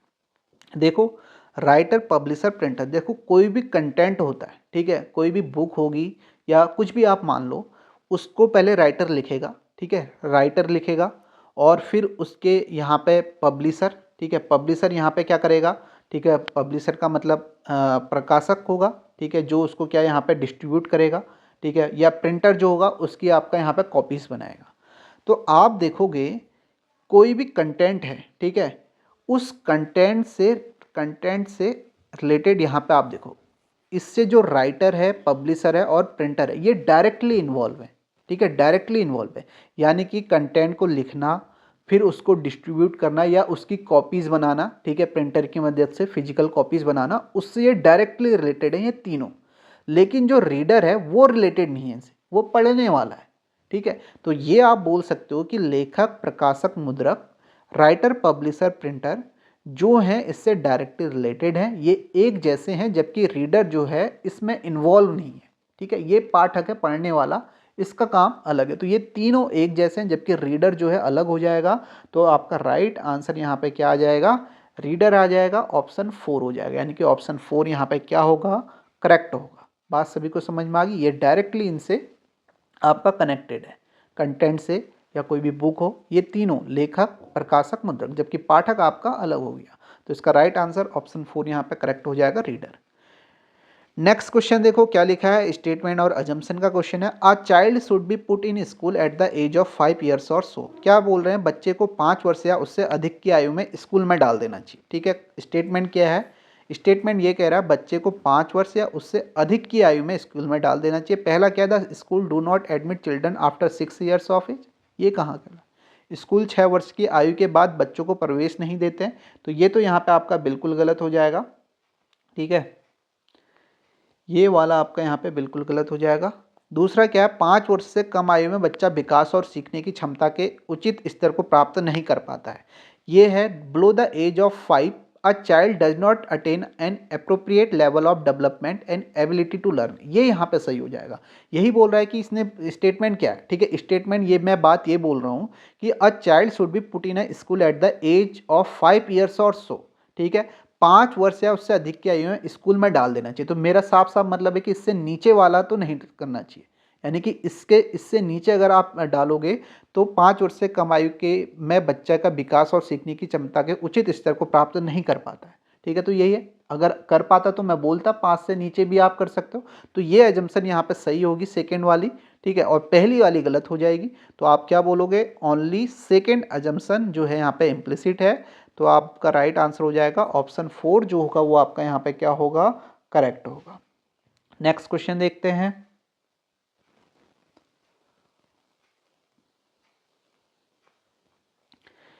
नेक्स्ट है स्टेटमेंट और कंक्लूजन का क्वेश्चन है, ठीक है, कथन और निष्कर्ष का। क्या the government has recently announced many concession and has offered attractive schemes for foreign tourist. Conclusion क्या है, the government seems to be serious in attracting foreign tourist. Now more number of foreign tourist are likely to visit the country. इसने क्या बोला, सरकार ने हाल ही में कई रियायतों की घोषणा की और विदेशी पर्यटकों के लिए आकर्षक योजनाएं पेश की, ठीक है। इन्होंने मैनी कंसेशन यहाँ पे इन्होंने गवर्नमेंट ने यहाँ पे क्या किया है, अनाउंस किए हैं और कई सारी अट्रैक्टिव स्कीम्स जो हैं वो आपका ऑफर की है फॉरेन टूरिस्ट को। तो पहला कंक्लूजन क्या है, the government seems to be serious in attracting foreign tourist. बिल्कुल सही है, क्योंकि जो गवर्नमेंट है वो ये प्रतीत हो रही है कि उसको अट्रैक्ट करने हैं फॉरेन टूरिस्ट, ठीक है, इसलिए तो उसने कंसेशन दिए उसमें, इसलिए तो उसने अट्रैक्टिव स्कीम्स यहाँ पे लाई है फॉरेन टूरिस्ट के लिए। तो पहला निष्कर्ष सही होगा कि सरकार विदेशी पर्यटकों को आकर्षित करने के लिए गंभीर प्रतीत हो रही है, ठीक है, गंभीर प्रतीत हो रही है। दूसरा निष्कर्ष क्या है, now more number of foreign tourist are likely to visit the country. ऐसा हो सकता है क्योंकि इतने सारे कंसेशन दिए हैं, इतने सारे उसने अट्रैक्टिव स्कीम दिए, तो इसका मतलब क्या है, अब अधिक संख्या में जो विदेशी पर्यटक हैं उनके आने की संभावना है। जैसे आप मान लो अगर कोई भी फ्री, हम जैसे हम कुछ भी हम कहते हैं कि आज फ्री है या हमने वैल्यू डाउन कर ली, किसी भी सामान की कुछ प्राइस कम कर दिया, तो ये संभावना होती है कि ज़्यादा नंबर ऑफ जो होंगे यहाँ पे जो टूरिस्ट होंगे वो आएंगे ही आएंगे, या ज़्यादा नंबर ऑफ जो भी कस्टमर होंगे वो उसे लेने आएंगे ही आएंगे। ये यहाँ पे क्या होती है, संभावना होती है। तो ये दोनों जो निष्कर्ष हैं यहाँ पे क्या हो रहे हैं, वो आपके फॉलो हो रहे हैं। तो आप क्या बोलोगे, both conclusion first and second follow. तो आपका ऑप्शन 2 जो होगा यहाँ पे करेक्ट हो जाएगा। नेक्स्ट क्वेश्चन देखो, नेक्स्ट क्या है आपका, स्टेटमेंट और कंक्लूजन का ही है। आप देखोगे क्या, the old leaves are replaced by new leaves. क्या कह रहा है, पुराने पत्तों की जगह नए पत्ते आ जाते हैं। पहला क्या है, पुराने पत्तों के बिना नए पत्ते नहीं आ सकते, बिल्कुल गलत है, ऐसा कुछ भी नहीं है यहाँ पे। There can be no new leaves without old leaves, ऐसा कुछ भी नहीं बोल रहा। इसने क्या बोला, the old leaves are replaced by new leaves, पुराने पत्तों की जगह नए पत्ते आ जाते हैं। दूसरा क्या है, ओल्ड लीव्स आर यूजलेस, ये भी बिल्कुल कोई बात नहीं कही कि वो यूजलेस होते हैं। तो आपका यहाँ पे क्या होगा, neither conclusion first nor second follows, यानी कि यहाँ पे ना तो फर्स्ट फॉलो होगा ना ही आपका सेकेंड फॉलो होगा। नेक्स्ट क्वेश्चन देखो क्या लिखा हुआ है, a family consist of 7 people with 3 couple. The artist is married to the politician, they have 3 children. The teacher is the sister in law of the accountant who is the wife of the engineer. The doctor and businessman are brothers, who among the following could be the husband of the teacher. आपको बताना है कि teacher का husband कौन सा है, ठीक है। एक परिवार में 7 लोग हैं जिनमें 3 जोड़े, ठीक है। इसने क्या बोला, कलाकार की शादी राजनेता से हुई, artist is married to politician, ठीक है। जो आपका आर्टिस्ट है, आर्टिस्ट ने मैरिड किससे किया है, पॉलिटिशियन से, पॉलिटिशियन से, ठीक है। आर्टिस्ट ने पॉलिटिशियन से मैरिड किया, तो आपको बताना है who among the following could be husband of teacher, ठीक है। टीचर का हस्बैंड कौन होगा, पॉलिटिशियन तो होगा नहीं क्योंकि ये आपस में मैरिड कपल है। आगे क्या लिखा है, हैव 3 चिल्ड्रन, 3 चिल्ड्रन हैं इसके। The teacher is the sister in law of the accountant. Teacher जो है वो आपका क्या है, सिस्टर इन लॉ है अकाउंटेंट का, ठीक है, सिस्टर इन लॉ है अकाउंटेंट की। तो इसका मतलब ये दोनों भी आपस में मैरिज नहीं होंगे क्योंकि ये आपका सिस्टर इन लॉ है अकाउंटेंट की, तो ये दोनों भी नहीं होंगे। तो इसका आंसर अकाउंटेंट भी नहीं हो सकता। आगे क्या लिखा हुआ है, the teacher is the sister in law of the accountant who is the wife of engineer. जो वाइफ है इंजीनियर की, ठीक है, इंजीनियर की, तो इसका मतलब इंजीनियर भी इसका आंसर नहीं होगा, ठीक है। तो हस्बैंड बताना है तो ये ऑप्शन भी, डॉक्टर इसका आंसर हो जाएगा। आगे क्या लिखा है, doctor and businessman are brothers. तो डॉक्टर और बिजनेसमैन ब्रदर्स है, यानी कि डॉक्टर भी हो सकता है, ठीक है। Who among the following could be the husband of the teacher, यानी कि डॉक्टर भी हो सकता है और आपका बिजनेसमैन भी हो सकता है, लेकिन ऑप्शन में बिजनेसमैन है नहीं, तो इसका मतलब डॉक्टर ही होगा। तो इसका जो राइट आंसर होगा ऑप्शन 4 हो जाएगा, डॉक्टर, ठीक है। आसान सा समझ गए होगे, सीधे सीधे ऑप्शन एलिमिनेट करते हुए हम इसे कर लेंगे। नेक्स्ट क्वेश्चन है, लास्ट क्वेश्चन है। इस क्वेश्चन का आंसर आप सभी कमेंट में देंगे। ऑड वन आउट का क्वेश्चन है, आसान है, जीएस का क्वेश्चन है, ये आपको आना चाहिए, और ये नहीं भी आता तो ये आप जरूर देख लेना इसको।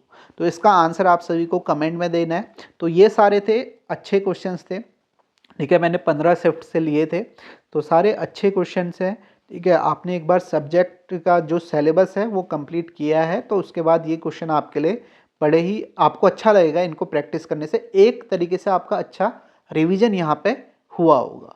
तो इस वीडियो को यहीं पे कंप्लीट करते हैं। मिलते हैं नेक्स्ट क्लास में।